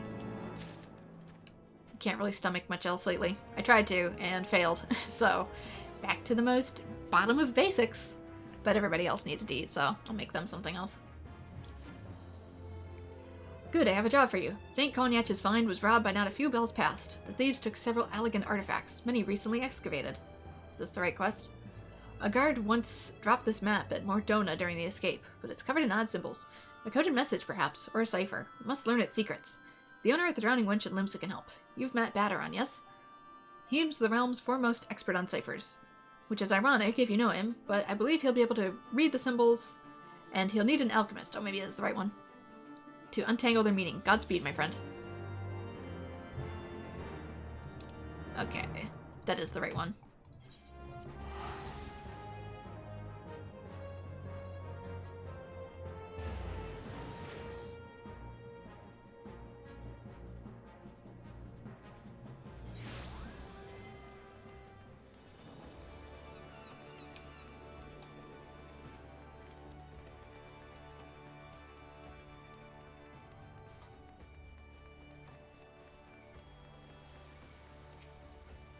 Oh wait, it's upstairs. Duh.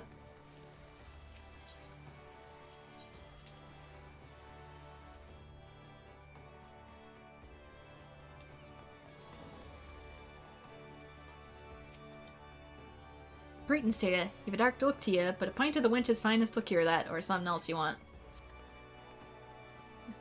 Markings cluttered with a map of Silvertrail Falls and the outlying areas. There's crooks using a cipher, and you think alchemy's involved? Alchemists have always kept their secrets secret within codes and such, but I'm certain this ain't one. Just a bleeding load of gibberish. What makes you think so? I'd go for the double bluff myself.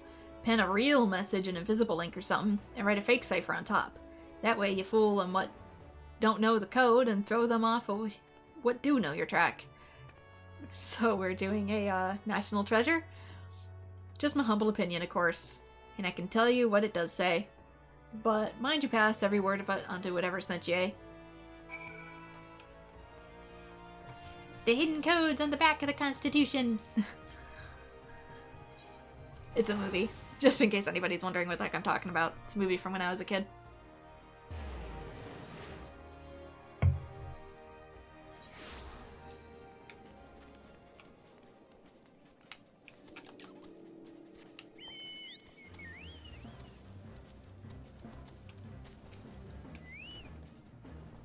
Have you learned the map's secrets yet? Kinda. Did Baderon have any insight to the cipher? A fake to distract us from a real message in invisible ink, huh? Genius. Well, rest assured, you haven't been idle either. Shanae? I had a piece of the map analyzed. The paper is unremarkable, but I'm told the symbols were written in enchanted ink. Friend, what is that? Ink for penning grimoires. Superior ethereal conductor. Well, I know it's in grimoires. Ah, you mean for tracing geometries? And would I be correct in thinking that the more conductive to aether said ink is, the greater the magic it can channel? In theory, these symbols are in arcane geometry, so if I channel magic into the map, then something ought to happen. Or you could just do like with actual invisible ink and try a light bit of lemon juice and some heat. Nothing. I felt the magic flowing, but it just stopped. Like it hit a wall around the crime scene if I had to pinpoint it. I got it. The stoppage is the criminal's target. The map gives directions where to go when the magic is channeled into it. Brilliant. And if they rely on the maps for directions, we could bring them directly to us with a fake map, right? Perhaps we could. I found a fragment of similar map near the road a while ago, if that's where the criminal drops off their orders. Then we know where to leave the forgeries. If our fake passes muster, we could send them anywhere. Even a Gowl if we wanted. Shanae, you're good with the pen, so I entrust the maps to you. Ren, could you concoct enchanted mithrite ink? With 3 bottles of your finest, we'll see if we can catch the bastards.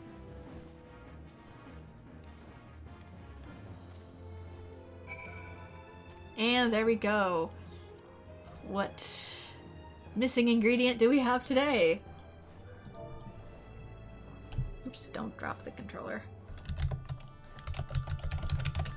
Mithrite ink. Probably deep eye tears. It would take at least 20 tears shed from a heartbroken Lalafella maiden to equal the liquid volume of 1 deep eye tear. Wonder where I get those. I'll have to look it up later. But for now, I'm just gonna head back to Limsa, because I'm running out of time. That I need to get other things done. But we made significant progress. In everything else, I can't see past my alchemy thing. Let's go to here. We did the Easter event. We started up pretty much all the crafting events, and now my quest log is in hell. I will need to gather things in my own time because a lot of them only appear at certain times of the day, and it takes at least a full hour for Eorzean time to rotate through, so yeah, huzzah! But we have a ton of things to now be doing, as well as a bunch of other stuff too. So I'll be working on those. That clears me though for getting stuff like MSQ started up, so I might start doing that next time. Didn't think it would take this long for some of these, but it did. But for now, this is where I'm gonna call it, because I have other stuff I need to work on, and I'm getting very, very tired, as you can probably tell by my waffling. So thank you so much to everyone who has joined. I know it was a bit more of a utilitarian episode, but hey, whatever needs getting done, right? And so like and subscribe if you want to see more Final Fantasy XIV, and I hope to see you all in future videos. Bye-bye.